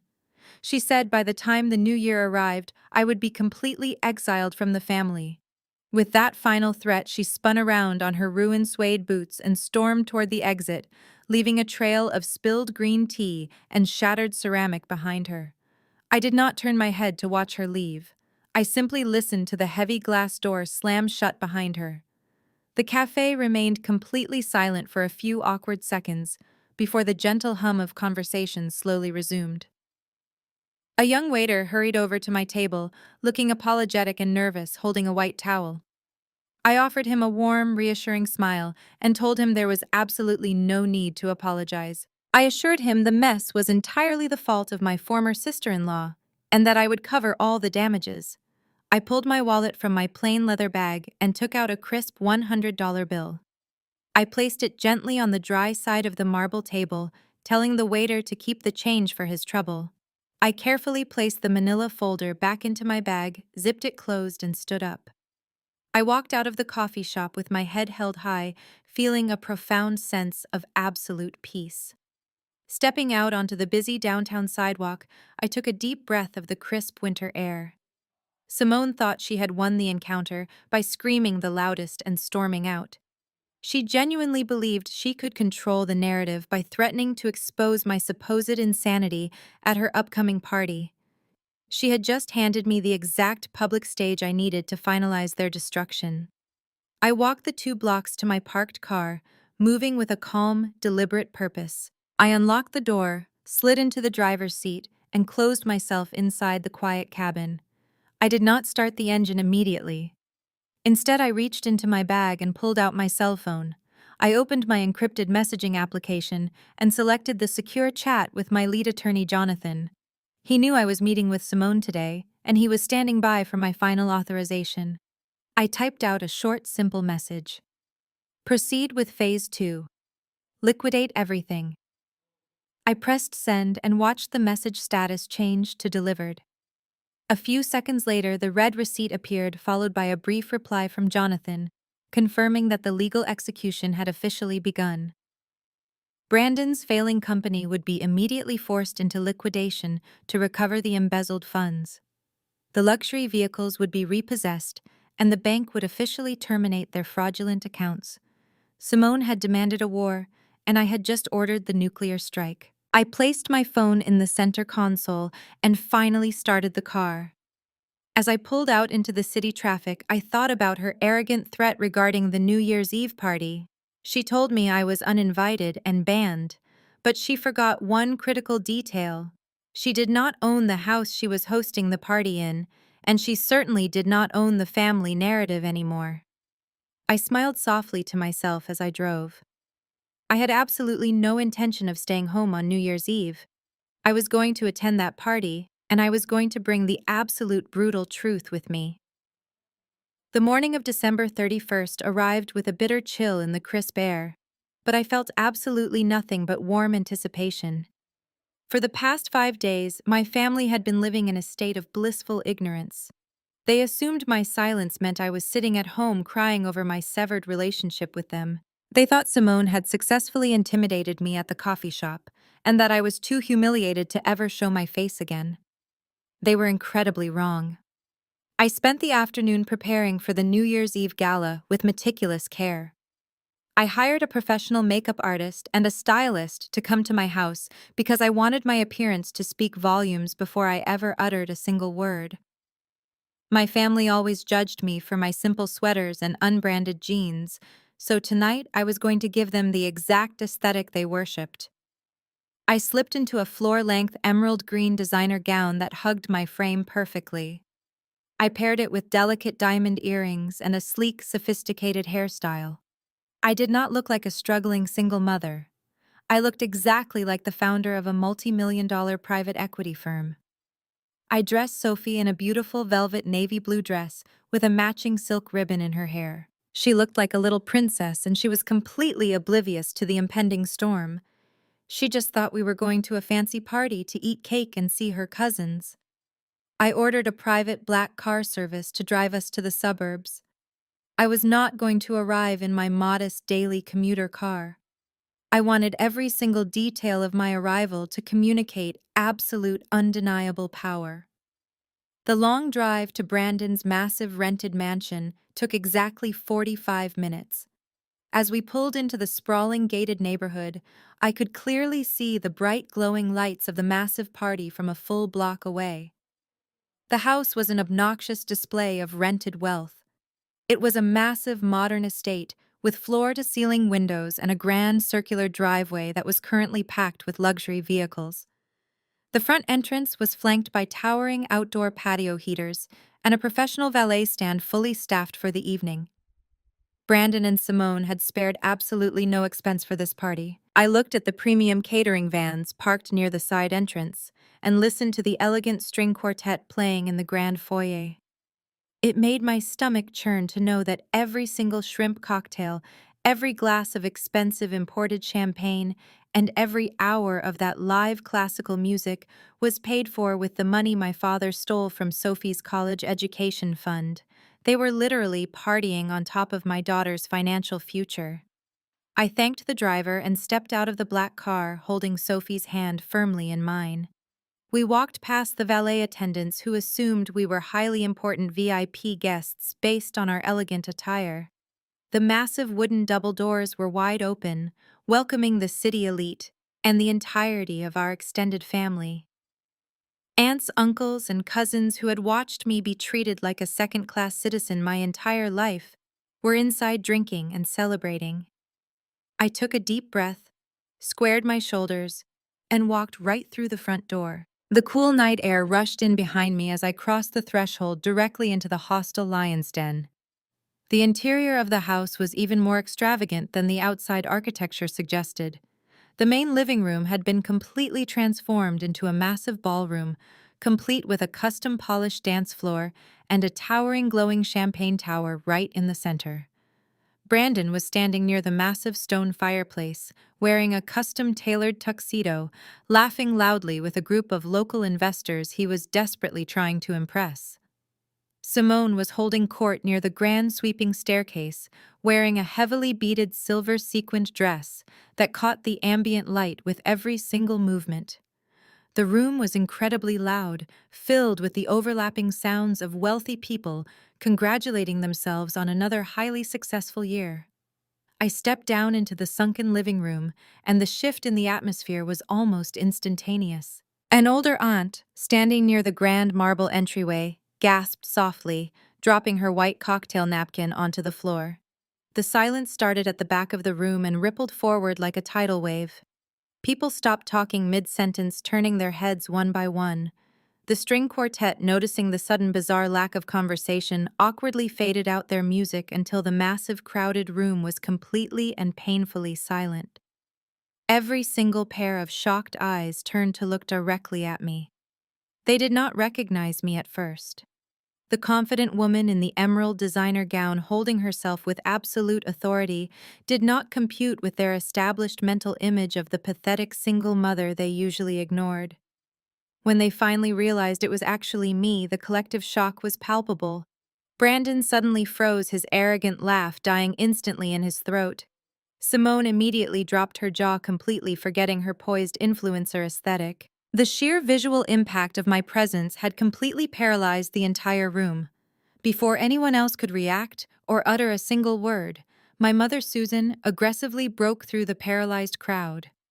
Her face was flushed with a terrifying mixture of absolute panic and furious indignation. She was wearing a dark plum evening gown and holding a crystal champagne flute so tightly I genuinely thought the delicate glass might shatter directly in her hand. She rushed over to me, moving with a frantic, desperate energy that lacked all of her usual refined grace. She absolutely did not kneel down to greet her own young granddaughter. She did not ask how I was doing or compliment my beautiful dress. She immediately grabbed my upper arm, her sharp, manicured fingernails digging painfully into my skin, and desperately tried to violently pull me backward toward the front foyer away from the staring guests. I planted my heels firmly into the polished marble floor and refused to move a single inch backward. Susan leaned in, dangerously close, her breath smelling heavily of expensive alcohol, and hissed furiously into my ear. She demanded to know exactly what I was doing crashing this highly exclusive private event. She told me I was completely uninvited and that my presence was completely ruining the carefully curated aesthetic of Simone's perfect evening. She whispered that I was deeply embarrassing the entire family by showing up where I clearly did not belong and that my behavior was absolutely unhinged. She ordered me to take my daughter and leave the premises immediately before Brandon called the local police to have me physically escorted off the private property. I looked down at her shaking hand gripping my arm and then looked directly into her panicked, furious eyes. I did not raise my voice, but I spoke clearly enough for the front row of eager eavesdropping guests to hear every single word. I told her I was absolutely not going anywhere because the long-anticipated night was really just beginning. My mother released my arm and took a step back, her face a mask of pure horror as my words echoed in the tense silence of the grand foyer. Before she could formulate another desperate threat, my father Thomas decided it was time to take complete control of the narrative. He realized that pulling me out the door quietly was no longer an option, so he chose the only other tactic he knew, which was aggressive public manipulation. He set his crystal glass down heavily on a nearby cocktail table and marched purposefully toward the grand sweeping staircase in the center of the room. He climbed 3 steps up, ensuring he was physically elevated above everyone else in the ballroom. He turned around to face the massive crowd of our extended family, his face instantly morphing from absolute panic into a mask of deep, profound sorrow. He raised his hands asking for the attention of the room, even though every single pair of eyes was already firmly fixed on him. My father was a masterclass manipulator. He knew exactly how to play the room, how to lower his voice to convey a sense of tragic heartbreak, and how to paint himself as the ultimate helpless victim. He looked down at me standing near the entrance, holding my daughter's hand, and he let out a long dramatic sigh that amplified beautifully in the cavernous space. He addressed the crowd of our aunts, uncles, and cousins, speaking in a trembling voice that sounded completely authentic to anyone who did not know his true nature. He told the family that he was incredibly deeply sorry for the unexpected interruption to their beautiful New Year's Eve celebration. He said that unfortunately his daughter Megan had been struggling with some severe emotional and mental health issues lately. I listened as a collective gasp rippled through the older relatives. He shook his head, looking like a man carrying the weight of the world on his shoulders. He explained that just a few days ago, right after a wonderful Christmas morning together, I had inexplicably suffered a complete mental breakdown. He raised his voice slightly, ensuring his next words hit the back of the room with maximum impact. He told the entire family that out of nowhere and out of pure spite, I had completely canceled the emergency medical credit card that was keeping him alive. He claimed that I had cut off his access to his crucial heart medications, leaving my elderly parents terrified and humiliated at the pharmacy counter. He actually reached up and placed a hand over his chest, right over his heart, performing a physical pantomime of a sick, fragile old man who had just been ruthlessly betrayed by his own flesh and blood. The murmurs in the room immediately shifted from quiet confusion to audible outrage. But my father was not finished. He needed to protect Brandon and Simone, so he quickly pivoted his attack. He gestured grandly toward Brandon, who was standing frozen near the fireplace. My father told the room that my supposed mental breakdown was entirely fueled by a deep, bitter jealousy over Brandon's incredible success.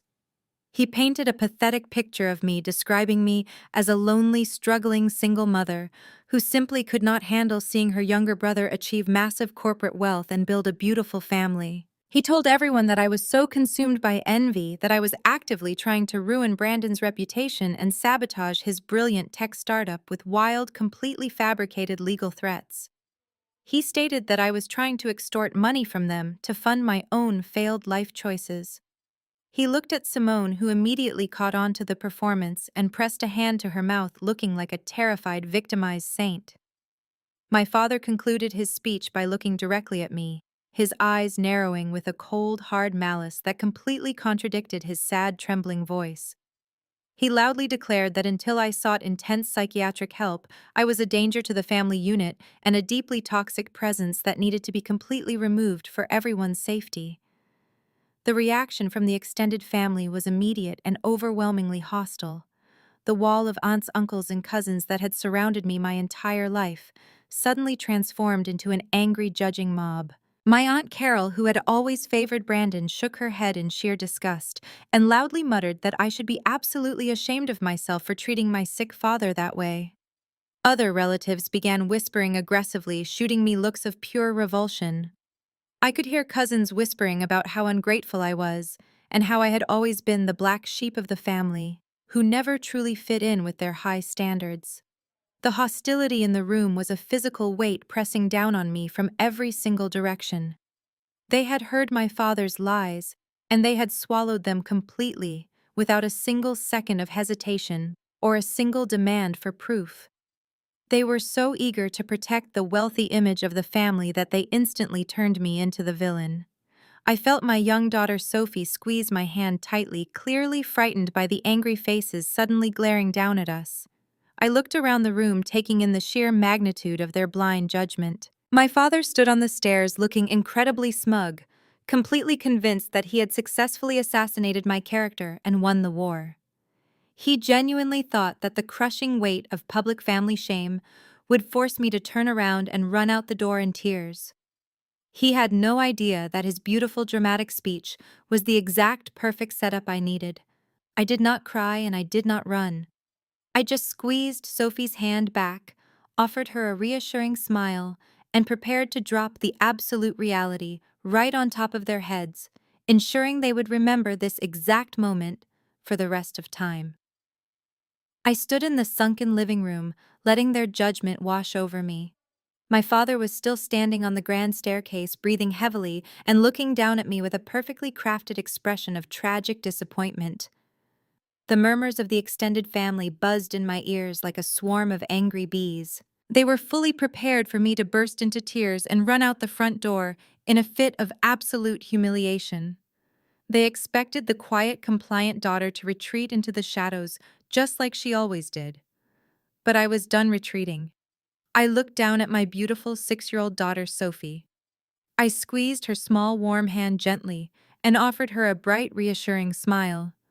I whispered to her that everything was perfectly fine and that Mommy just needed to make a quick presentation. I let go of her hand and asked her to stand right next to a heavy marble pillar near the entrance where she would be safely out of the immediate crossfire. I straightened my posture, smoothed the front of my emerald green designer gown, and began to walk directly toward the center of the room. I did not rush and I did not lower my eyes. I moved with a slow, deliberate rhythm that commanded absolute attention. The hostile wall of aunts, uncles, and cousins naturally parted as I approached them. They stepped back, pulling their expensive clothes out of my way as if my presence was contagious. The silence in the massive ballroom shifted from shocked outrage to a tense, breathless anticipation. No one knew exactly what I was about to do, but they could all sense that the dynamic of the room had fundamentally changed. I walked past my mother, Susan, who was still standing completely frozen near the champagne tower, her face pale and her mouth slightly open. I walked past Brandon, who looked nervous, pulling at the collar of his tuxedo. My target was the professional DJ booth, set up right next to the massive 85-inch flat-screen television mounted above the stone fireplace. The screen was currently displaying a glittering digital clock, slowly counting down the hours and minutes until midnight. The young DJ hired for the evening was standing behind his complex soundboard, looking absolutely terrified by the intense family drama unfolding right in front of him. He was a teenager, probably working a holiday gig for extra cash, and he clearly did not want to be caught in the crossfire of wealthy suburban warfare. I gave him a calm, polite smile as I stepped directly into his designated workspace. I did not ask for his permission. I reached down and firmly unplugged the main auxiliary cable, connecting his mixing board to the visual display system. The glittering New Year's Eve countdown clock on the massive television instantly vanished, leaving a stark black screen in the center of the room. The sudden loss of light made the entire space feel momentarily smaller. The DJ opened his mouth to protest, holding his hands up defensively, but I simply handed him a crisp $100 bill from my clutch and quietly suggested he take a much-needed 10-minute break in the kitchen. He immediately nodded, pocketed the money, and quickly stepped away from the booth, practically running toward the catering staff. I reached into my small evening bag and pulled out my sleek digital tablet. I plugged the visual auxiliary cable directly into the port of my device, mirroring my screen. My hands were incredibly steady. I felt a massive surge of adrenaline coursing through my veins, but my mind was operating with the cold, clinical precision of a corporate boardroom presentation. I picked up the heavy wireless microphone resting on the edge of the soundboard and flicked the power switch to the on position. A soft electronic hum echoed through the silent ballroom, confirming the microphone was live. I turned to face the massive crowd of relatives. I looked directly at my father, who was still frozen on the grand staircase. His carefully constructed mask of tragic sorrow was rapidly cracking, replaced by a look of genuine, creeping terror. He suddenly realized I was not holding a tissue to dry my tears. I was holding a microphone to broadcast my voice to the entire family. I pressed a single button on my tablet, and the massive 85-inch television above the fireplace burst into bright, high-resolution light. I did not project a family photo or a heartfelt apology. I projected a pristine, incredibly detailed legal PDF document directly onto the screen. It was the official bank statement from the 529 college savings account I had established for my daughter. The font illuminated the dark room with the cold, hard math of his absolute betrayal. The document clearly showed my father's name listed as the temporary trustee, and my 6-year-old daughter's name listed as the sole beneficiary. I watched my aunts and uncles stare at the screen, their expressions shifting from hostile judgment to profound confusion as they read the official bank letterhead. I raised the microphone to my lips. I did not scream. I spoke with a terrifying, steady clarity. I told the room that since my father was so eager to discuss my supposed mental breakdown, we should review the actual financial records together. I pointed at the glowing screen behind me. I told my father that he'd just claimed he desperately needed the emergency credit card for his life-saving heart medication. I asked him to explain the document currently displayed. I read the numbers out loud, letting them echo off the high vaulted ceilings. I highlighted the $30,000 wire transfer and read the name of the specific luxury automotive dealership it was sent to. I looked into his panicked face. I said, "You called it a medical emergency, Dad. Since when is Simone's $80,000 SUV a medical emergency?" The sheer panic that erupted in the room was absolutely instantaneous. My father stood completely frozen on the grand staircase, his mouth opening and closing like a fish out of water, unable to formulate a single coherent lie to counter the stark visual evidence displayed above the fireplace. Brandon suddenly snapped out of his shock. He lunged forward, scrambling frantically over the polished dance floor toward the television. He reached behind the massive screen, desperately yanking at the power cords to kill the display. The screen went completely black, but his frantic effort was entirely pointless. I calmly reached into my sleek leather tote bag and pulled out thick, heavy stacks of perfectly stapled paper. I handed the first stack directly to my Aunt Carol, who was standing right in the front row looking completely bewildered. I told her to pass them around to everyone in the room. The physical copies contained the exact same internet protocol logs and bank routing numbers that had just been projected. I watched as my aunts, uncles, and cousins eagerly snatched the packets from each other, their curiosity completely overriding their earlier hostility. The soft rustling of paper filled the ballroom as dozens of people began reading the undeniable proof of my father's theft. Brandon stood by the fireplace, breathing heavily, his custom tuxedo now looking incredibly out of place on a man who was actively sweating in pure terror.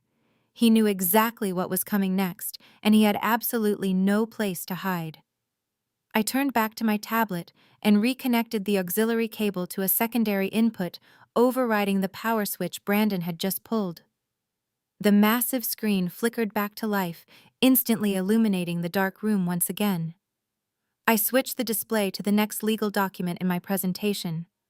It was a highly detailed corporate capitalization table and the official incorporation documents for Brandon's supposedly massive tech startup. The extended family squinted at the complex legal jargon, not quite understanding what they were looking at, until I raised the microphone and explained it to them in perfectly clear terms. I told the room that my father did not just steal $80,000 to buy a luxury car for his daughter-in-law. He stole the rest of my young daughter's college fund to secretly bail out Brandon's failing business. I explained that Brandon had been lying to absolutely everyone in this room for years. He was not a highly successful tech founder or a brilliant entrepreneur. He was a terrible businessman who burned through cash and relied on stolen money to keep his fake empire afloat so he could continue hosting lavish parties just like this one to impress people who did not actually care about him. The relatives who had just been praising him minutes earlier now stared at him with pure, unadulterated disgust. I walked slowly across the polished floor until I was standing just a few feet away from my brother. He was physically trembling, his hands shaking uncontrollably at his sides. I looked directly into his panicked eyes and told him the game was completely over. I pointed the microphone at him and demanded that he look at his wife, Simone. Simone was standing near the staircase, her face a perfect mask of sheer horror, her silver sequined dress suddenly looking cheap and ridiculous in the harsh light of the truth. I told Brandon he needed to be a man for the first time in his entire life and tell his wife the absolute truth right here in front of everyone. I told him to confess that the anonymous angel investor who miraculously saved his company from total bankruptcy last year was not some brilliant venture capitalist from Silicon Valley. I told the entire room that the angel investor was me. The collective gasp from the extended family was incredibly loud, echoing off the high vaulted ceiling. I explained that my private equity firm had quietly acquired a controlling 80% stake in his worthless company in exchange for the massive capital injection he desperately needed. I told them that the money paying for this rented mansion, the expensive catering, and the live classical music was entirely generated by the little sister he constantly belittled and mocked. Brandon shook his head rapidly, whispering quiet, desperate pleas for me to stop talking and spare him the final humiliation. But I was absolutely not going to stop until the truth was permanently burned into the minds of every single person present. I turned my attention to Simone, who looked like she was about to physically collapse onto the marble floor. I told her that she had spent years looking down on me, mocking my clothes and my lifestyle, while secretly funding her designer wardrobe with my corporate money. I told her the luxury influencer brand she paraded on the internet was built entirely on a foundation of massive financial fraud and stolen funds. I raised my voice, ensuring it carried to the very back of the room, so even the catering staff could hear me clearly. I announced that, because Brandon had blatantly embezzled corporate funds to support his personal lifestyle, I had officially pulled all of my financial backing. I told the room that, as the majority shareholder, I had filed an emergency motion in court, that very morning, to completely liquidate the company. I looked right at Brandon and told him his bank accounts were permanently frozen, his company was entirely dead, and he was completely broke. I told him he was nothing but a pathetic fraud, and now the entire world knew exactly who he really was. His fake kingdom had completely crumbled into dust right before his very eyes. There would be no more luxury vacations, no more exclusive country club memberships, and no more pretending to be vastly superior to the rest of the world. The absolute reality of his massive failure was finally crashing down upon him. I truly won. The crushing weight of my announcement hung heavily in the air, pressing down on the entire ballroom. Brandon looked like a deflated balloon. His shoulders sagged and his eyes darted around the room, searching for a single sympathetic face among our extended family, but he found absolutely nothing. The aunts and uncles who had always praised his supposed genius were now staring at him with pure, unadulterated contempt. Simone was physically shaking, holding her hands over her face, as the reality of her impending bankruptcy completely shattered her perfectly curated influencer aesthetic. She realized that her entire identity was built on a massive lie, and the absolute truth was now painfully and permanently public for everyone in her social circle to see and judge for the rest of her life. My father Thomas remained frozen on the stairs, his mouth hanging open, unable to speak a single word of defense. He had been completely neutralized by his own undeniable financial footprint. But my mother Susan was an entirely different story. She had spent her entire adult life aggressively protecting the fragile illusion of our perfect wealthy family. Watching her golden child be publicly humiliated and mathematically destroyed was simply too much for her fragile ego to handle. Her brain completely short-circuited, and she resorted to the only defense mechanism she had left, which was absolute blind rage. Susan pushed her way through the stunned crowd, her face flushed an angry, mottled red. She stomped across the polished dance floor until she was standing just inches away from me. She completely abandoned any pretense of elegance or wealthy sophistication.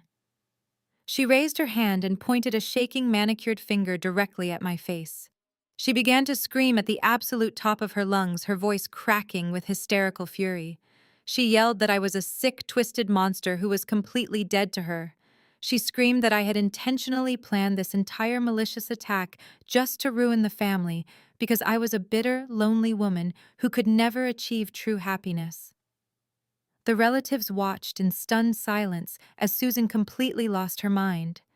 She told me that I was no longer her daughter and that I was officially erased from the family tree. She demanded that I take my child and get out of her sight immediately. She drew herself up, trying to look as tall and intimidating as possible, and loudly declared that I was permanently banned from stepping foot on her property ever again. She screamed that if I ever came anywhere near her beautiful house again, she would immediately call the local police and have me forcefully arrested for trespassing to ensure I never showed my face to her wealthy friends again. I stood there listening to her hysterical screaming, and I did not feel a single ounce of sadness. I did not feel rejected or heartbroken by her cruel words. All I felt was a deep, profound sense of absolute satisfaction. She had just handed me the perfect opening for the final act of my presentation. I offered her a slow, incredibly cold smile that made her abruptly stop screaming. I turned my back on her and walked calmly back over to the DJ booth. I picked up my digital tablet and swiped my finger across the smooth glass screen, moving to the final piece of evidence in my digital portfolio. The massive 85-inch television above the fireplace flickered, and the capitalization table vanished. In its place, a crisp, clean legal document illuminated the dark room. It was not a bank statement or a corporate filing. It was an official county property deed. The large, bold letters at the top of the document clearly stated it was a recorded transfer of real estate. I picked up the microphone and turned back to face my mother, who was now staring up at the bright screen with a look of deep, fearful confusion. I asked the entirely silent extended family to carefully direct all of their undivided attention to the glowing television screen and read the designated legal owner of the property out loud. I raised the microphone to my lips and kept my voice completely steady, carrying an absolute tone of finality. I told my mother that her threat to ban me from her house was incredibly amusing, considering the legal reality of her living situation. I explained to the entire room that 3 years ago, my father had made massive, catastrophic financial mistakes, and the bank had officially initiated foreclosure proceedings on their beautiful home. A collective gasp echoed from the aunts and uncles who had no idea the family was completely broke. I looked directly into my mother's panicked eyes. I told her that she did not live in a house owned by her or my father. I explained that I had used a blind holding company to buy the property directly from the bank entirely in cash to save them from being thrown out onto the street. I pointed at the glowing deed on the screen. I told her that the holding company listed as the sole legal owner of the exact house she was currently threatening to ban me from was completely owned by me. I watched the blood completely drain from her face as the absolute truth crashed down upon her. I told her she could not ban me from my own property because I had been paying her mortgage for the last 3 years. I let the silence hang for a brief moment before delivering the final, ultimate consequence of her actions. I told her that because she and my father had committed massive financial fraud using my emergency credit card, they had officially violated the terms of their lease. I looked her up and down, taking in her stunning defeat, and spoke my final words. Your 30-day eviction notice was just taped to your front door this morning. Have a happy new year, Mom. The silence that followed my final words was absolute and incredibly heavy. Susan stood frozen with her mouth slightly open, staring at the glowing screen that displayed the legal property deed. The eviction notice was the final, undeniable proof that her entire wealthy existence was nothing more than an elaborate illusion funded entirely by the daughter she despised. The physical reaction from the extended family was immediate and intensely severe. For years, my aunts, uncles, and cousins had worshipped my parents, believing they were the generous matriarch and patriarch of our successful family tree. But looking at the undeniable mathematical evidence that Thomas and Susan had maliciously drained the college savings account of a defenseless 6-year-old child completely broke that spell. The collective gasp of shock rapidly morphed into loud, aggressive murmurs of pure disgust. Aunt Carol, the woman who had just scolded me minutes earlier, stepped forward and looked at my mother with a mixture of horror and profound revulsion. She asked Susan how she could possibly sleep at night, knowing she stole a little girl's future just to maintain a fake country club lifestyle. The absolute hypocrisy of their actions was simply too massive for anyone in the room to ignore or excuse away. My parents had finally been exposed for the incredibly selfish monsters they truly were deep down inside. Susan tried to stutter out a pathetic excuse, but her voice was completely drowned out by the rising tide of family outrage. Uncle George loudly declared that it was the most despicable act of financial abuse he had ever witnessed in his entire life. Other relatives began shaking their heads, backing away from my parents as if they were suddenly carrying a highly contagious disease. They realized that every single dinner party, every holiday gift, and every boastful story my parents had shared over the past few years was completely funded by theft and deceit. The wealthy facade was permanently shattered. Thomas tried to raise his hands and beg for the family to calm down and listen to his side of the story, but absolutely no one was interested in hearing another lie. The people who had blindly defended him for decades were now openly cursing his name right in the middle of the dance floor. The elite social standing my mother cared about more than her own children was instantly and permanently eradicated right in front of her eyes. They were completely exposed as fraudulent thieves, and the family unit they had manipulated for so long was actively turning against them in real time. My parents were completely surrounded by the angry voices of the people they had worked so hard to impress. Their perfect reputation was completely burned to the ground, and there was absolutely no way they could ever rebuild it again. But the true explosion of absolute chaos was happening near the grand staircase. Simone had finally processed the catastrophic reality of her situation. The realization that her luxury car's designer clothes and entire social media influencer identity were bought with stolen money completely broke her mind. She turned toward Brandon and unleashed a level of violent fury that made my mother's earlier tantrum look like a minor disagreement. Simone grabbed the lapels of Brandon's expensive custom tuxedo and began screaming directly into his face. She called him a pathetic, weak liar who had completely ruined her life and destroyed her flawless public brand. Brandon tried to grab her wrists and quiet her down, terrified that the wealthy local investors he had invited were watching the entire epic meltdown. But Simone did not care about the investors anymore. She shrieked that she was legally tied to a massive corporate fraud investigation and that she was going to lose absolutely everything because of his gross incompetence. She demanded to know how he could be so incredibly stupid to embezzle money from the very sister who secretly owned his entire company. Brandon yelled back, blaming her expensive tastes and her endless superficial demands for luxury goods for driving him into massive crippling debt. The supposed golden couple was viciously tearing each other apart right in the middle of their own lavish New Year's Eve party, completely destroying their fake marriage for everyone to see. Their perfect relationship was nothing more than a shallow transaction built on a foundation of stolen wealth and massive terrifying lies. I stood quietly near the DJ booth watching the spectacular destruction of the toxic family dynamic that had suffocated me for 34 years. The massive ballroom was completely engulfed in screaming matches and bitter, hateful accusations. The elegant classical music had been entirely replaced by the incredibly harsh sounds of absolute betrayal and immediate legal panic. I did not need to raise my voice or defend myself anymore. The undeniable truth had done all the heavy lifting for me. I had simply brought the receipts and let their own massive fragile egos do the rest of the dirty work. I looked away from this chaotic scene and walked back over to the marble pillar where my beautiful daughter Sophie was patiently standing. She looked a little overwhelmed by the loud noises, but she was perfectly safe and completely unharmed by the terrible madness unfolding around us. I knelt down and wrapped her in a warm, tight hug, breathing in the sweet scent of her hair. I told her it was time for us to go home and celebrate the new year, just the two of us in total peace. I stood up, took her small hand firmly in mine, and turned my back on the absolute wreckage of my former family.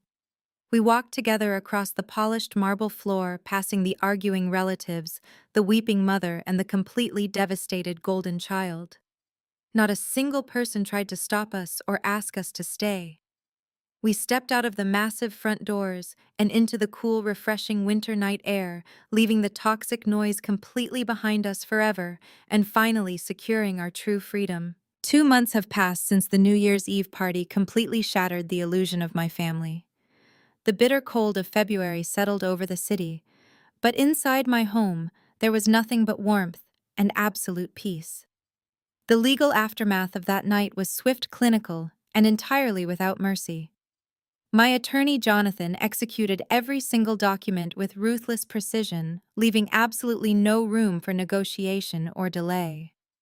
My parents, Thomas and Susan, quickly realized that my eviction notice was not an empty emotional threat. It was a binding legal decree that they could not ignore. When they refused to voluntarily pack their belongings, the local sheriff's department arrived at the sprawling suburban house to officially enforce the court order. Watching the harsh reality of their situation finally set in must have been deeply devastating for them. They were forced to leave the beautiful property I had been secretly financing and move into a cramped two-bedroom apartment on the extreme outskirts of the city. There is no more prestigious country club membership. There are no more expensive steakhouse dinners or luxury spa days. Their entire social circle, the wealthy friends they tried so hard to impress, immediately abandoned them the moment the absolute truth about their massive financial fraud became public knowledge. They are now living the exact budget lifestyle they used to mock me for enduring. Brandon's spectacular downfall was even more severe and incredibly humiliating. The emergency motion to liquidate his tech startup was formally approved by a corporate judge within a matter of weeks. The forensic accountants uncovered a massive paper trail of financial mismanagement and corporate embezzlement that left Brandon completely buried under a heavy mountain of legal debt. The anonymous angel investor he loved to brag about was officially gone, taking every single penny of operational capital with it. When the bank accounts were permanently frozen, the aggressive repo men came for the luxury vehicles. I was told by a former neighbor that a massive flatbed tow truck arrived at their rented mansion to haul away Simone's pristine, $80,000 sports utility vehicle right in the middle of a busy Tuesday afternoon. That embarrassing public spectacle was the final straw for Simone. She realized that her entire influencer identity and her flawless, wealthy aesthetic were officially dead. Without the stolen money to fund her expensive designer wardrobe, she violently turned on Brandon. She filed for a highly publicized and incredibly bitter divorce, citing financial infidelity and gross marital negligence. She took their 3 young children, moved out of the massive rented mansion, and launched a relentless legal battle to secure whatever meager assets Brandon had left to his name. The supposed golden child was completely broken, left entirely alone to face the catastrophic consequences of his own boundless arrogance. As the stark, depressing reality of their new lives firmly set in, the absolute desperation began to take hold of them. Last week, my phone started ringing endlessly. The angry screaming and the furious legal threats from New Year's Eve had completely vanished into thin air. Instead, they tried to deploy a brand new tactic of pathetic emotional manipulation. My mother left me 3 long voicemails, crying softly into the receiver and begging me to just call her back. She tried to weaponize the sacred concept of blood and shared history. She talked endlessly about how we are all human and we all make terrible mistakes. She pleaded that family is supposed to stick together during the hardest, darkest times, and that I needed to find it in my heart to forgive them for the sake of family unity. Brandon called next, leaving desperate, pathetic messages asking for a small personal loan just to help him cover his rapidly mounting legal fees. He promised he would change his behavior and swore he was a completely different person now. He actually tried to tell me that we needed to unite as a strong family to get through this dark, painful period. I listened to every single voicemail sitting quietly in my peaceful home office. Not a single one of them offered a genuine, sincere apology for stealing my daughter's college education fund. They were only sorry that they had been caught and that their endless, reliable supply of free money was gone forever. I decided to answer the phone one final time, just to put a permanent end to the relentless harassment. It was my father calling from a cheap new prepaid cell phone number. The exact moment I said hello, he launched into a desperate speech about how we desperately needed to heal our fractured family tree. He told me that holding on to deep anger is incredibly toxic, and that true loyal family members always forgive each other no matter what terrible things happen. I let him finish his pathetic, desperate monologue. I did not raise my voice, and I did not argue with his deeply flawed logic. I felt absolutely no emotional attachment to the older man speaking on the other end of the line. I kept my voice incredibly calm and perfectly steady.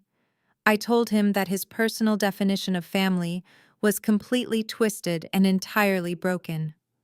I said family does not forge official signatures to commit federal mortgage fraud. Family does not use a critical emergency medical credit card to buy expensive perfume and lavish luxury dinners. I took a slow, deep breath and delivered the final absolute boundary. I said family does not steal from a 6-year-old child. My father went completely silent, unable to formulate a single response. I did not wait for a pathetic excuse. I simply hung up the phone. I opened the security settings on my device and permanently blocked his number. I blocked my mother's number. I blocked Brandon. I severed every single digital and emotional tie to the toxic people who shared my DNA. The boundary was made of solid steel, and I was never going to lower it again. The winter eventually melted into a bright and beautiful spring, bringing a much-needed sense of renewal that I had never truly experienced before. I am currently sitting on the plush velvet sofa in my living room, surrounded by the quiet comfort of the life I built with my own 2 hands. The late afternoon sun is streaming brightly through the large bay windows, casting a warm golden glow across the polished hardwood floors. There is no yelling here in this house. There is no condescending judgment, and there is no underlying toxic current of financial manipulation designed to make me feel small.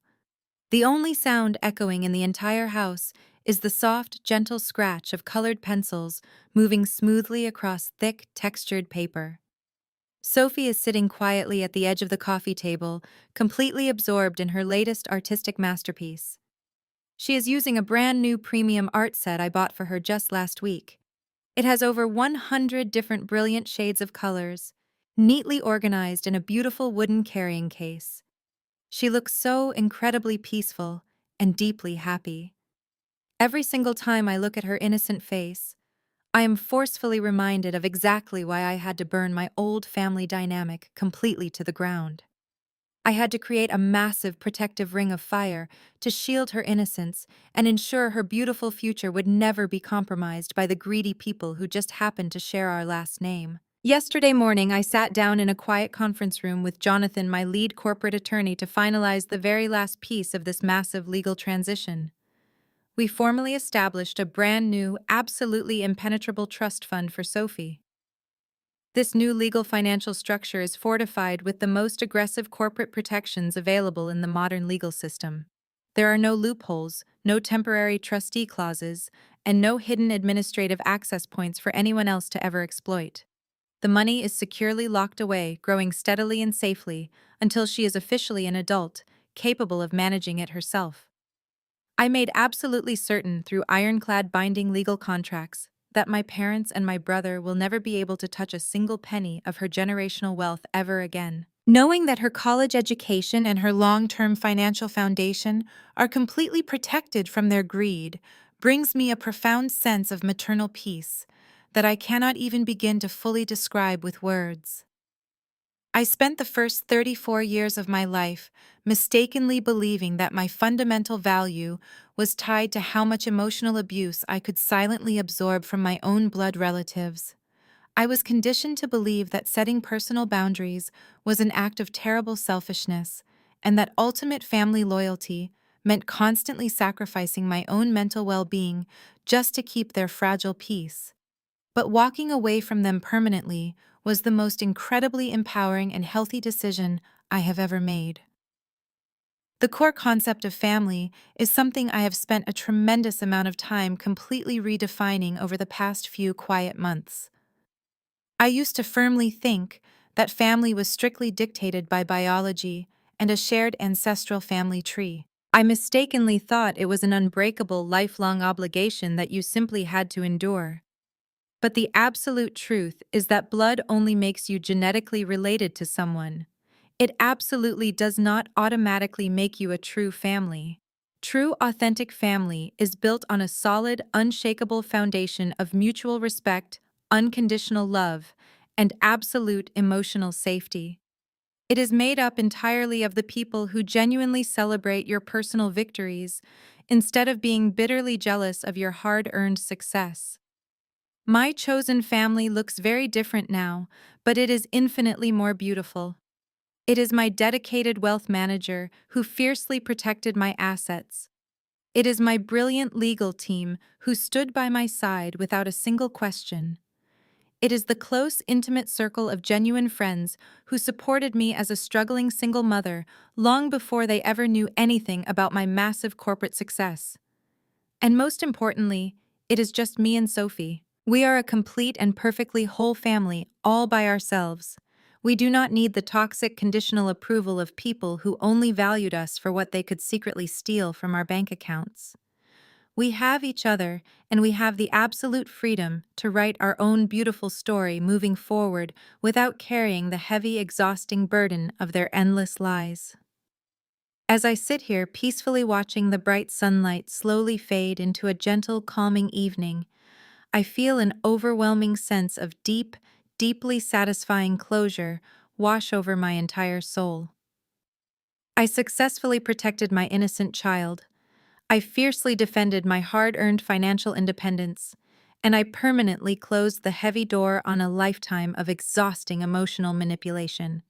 They genuinely thought they could use my money to buy my brother's love and fund my sister-in-law's incredibly fake empire while continuously treating me like a pathetic second-class citizen. Instead, they successfully bought themselves a miserable lifetime of bitter regret and absolute financial ruin. The greatest, sweetest revenge was not just exposing their massive financial fraud to the entire shocked extended family on that chaotic night. The true ultimate victory is the beautiful, quiet, and incredibly secure life I am living right now in this exact moment. It is the powerful realization that toxic DNA absolutely does not dictate your lifelong destiny. You have the ultimate unwavering power to break the generational cycle, to boldly walk away from the people who repeatedly hurt you, and to build a magnificent life that is entirely your own creation. You absolutely do not owe your precious peace of mind to anyone who consistently disrespects your established boundaries. I finally found my strong, authentic voice, and I used it to set us completely free. The long, exhausting war is officially over, and for the very first time in my entire life, I am looking forward to a beautifully bright and completely unburdened future. The most profound lesson from this story is that your true worth is never defined by the people who consistently fail to value you, even if those people happen to be your own parents or siblings.